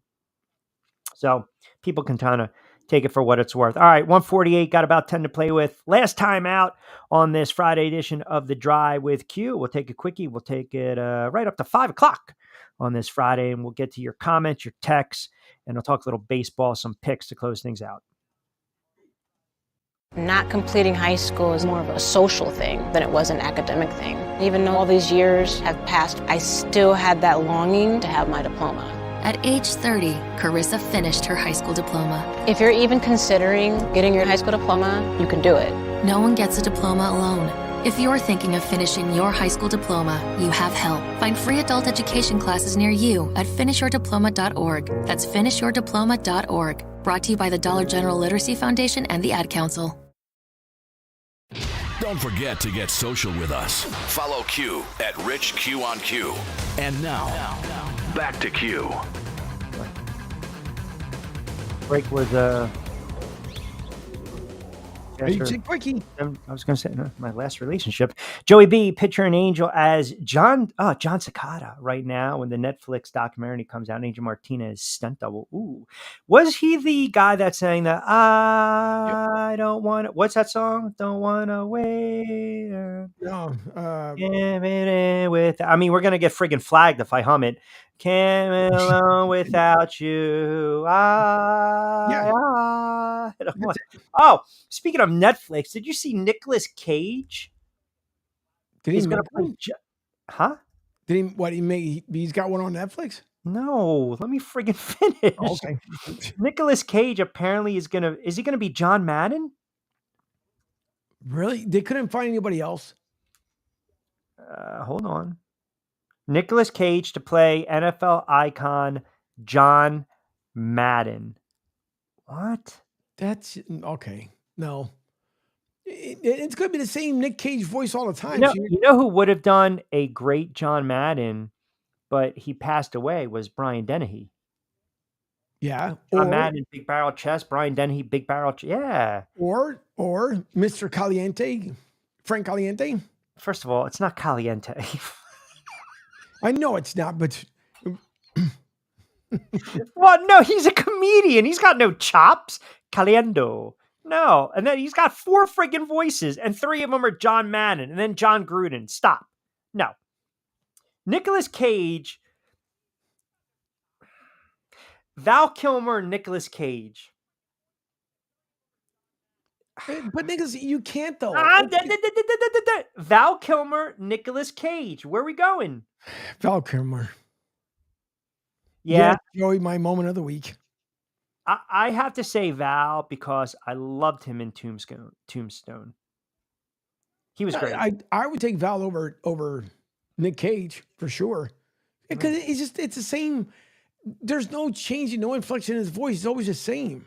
Nicolas Cage. Yeah. It's like what's his face? Who's holy crap. So I can picture the person. Kevin Costner?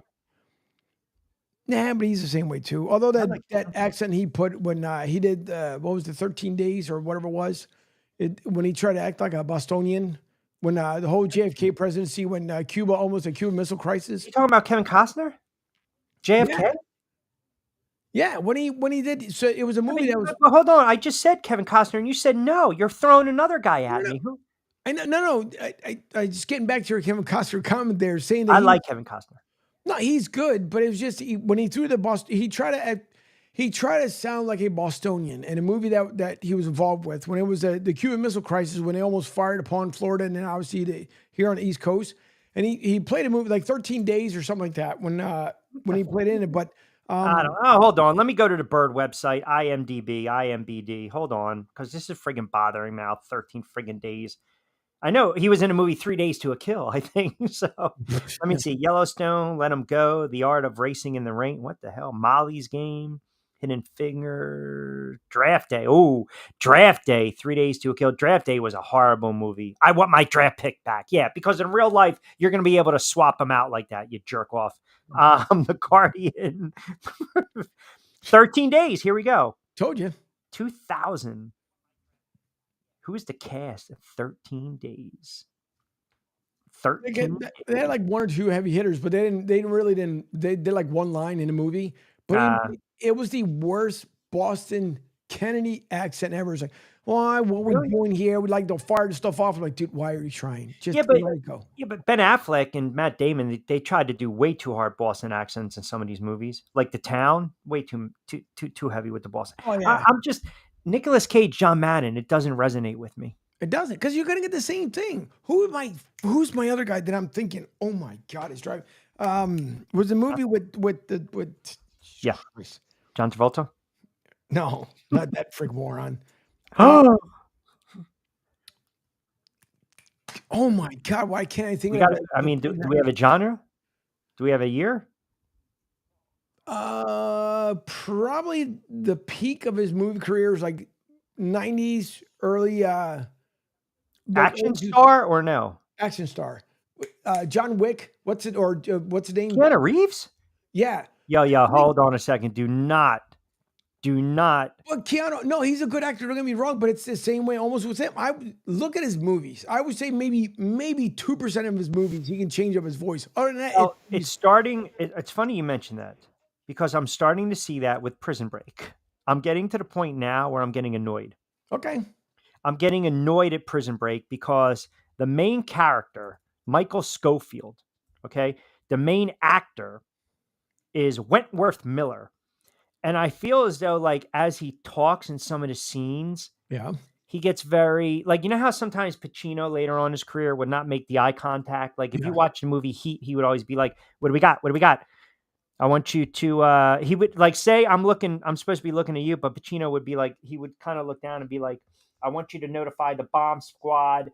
If there's something there, it's exotic. We still can get a hit, right? He's not looking at you. Right. This guy on friggin' Prison Break, he does the same thing, and his voice is so it's flat, man. Like I'm watching it, and he's just like, everyone just calm down.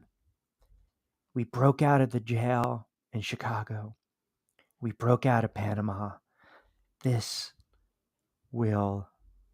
I'm like, work. Hurry up. I got to take the dog out.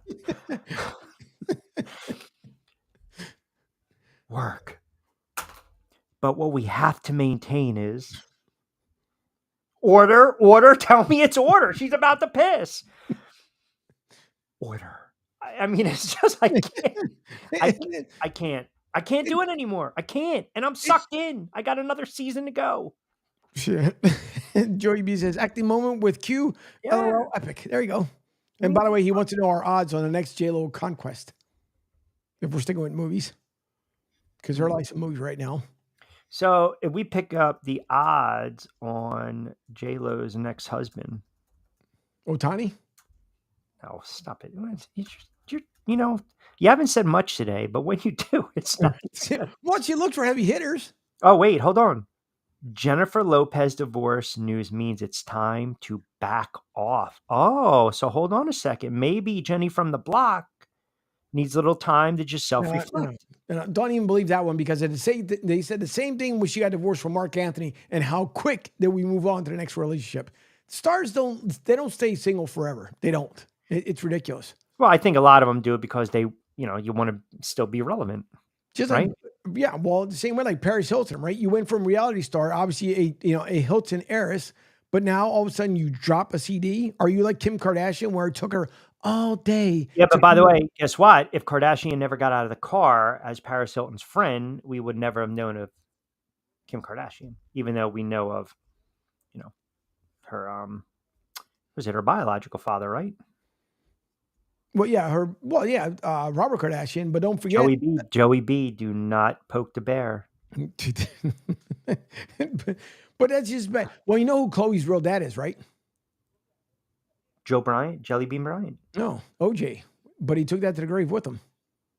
Really? Seriously? No, Chloe. Dude, Kobe Bryant? No, Chloe Kardashian. Oh, I thought you said Kobe Bryant. No, not Kobe. I would never make fun of Kobe. I thought you were just, waxing poetic with some bad jokes. No. I did not know that. The OJ, Khloe Kardashian. Yeah, still running through the airport. Sure is. Somewhere in between upstairs and downstairs. He's like somewhere in between there. Just throwing yes. And with that. I'll tell you what. He better not miss that Hertz ride. Since someone's telling, oh, it's you, huh? I got something for you. I got news for you, brother. I'll see you on the way down. I mean, that's just brutal. Oh, man. The juice is certainly loose. On that note,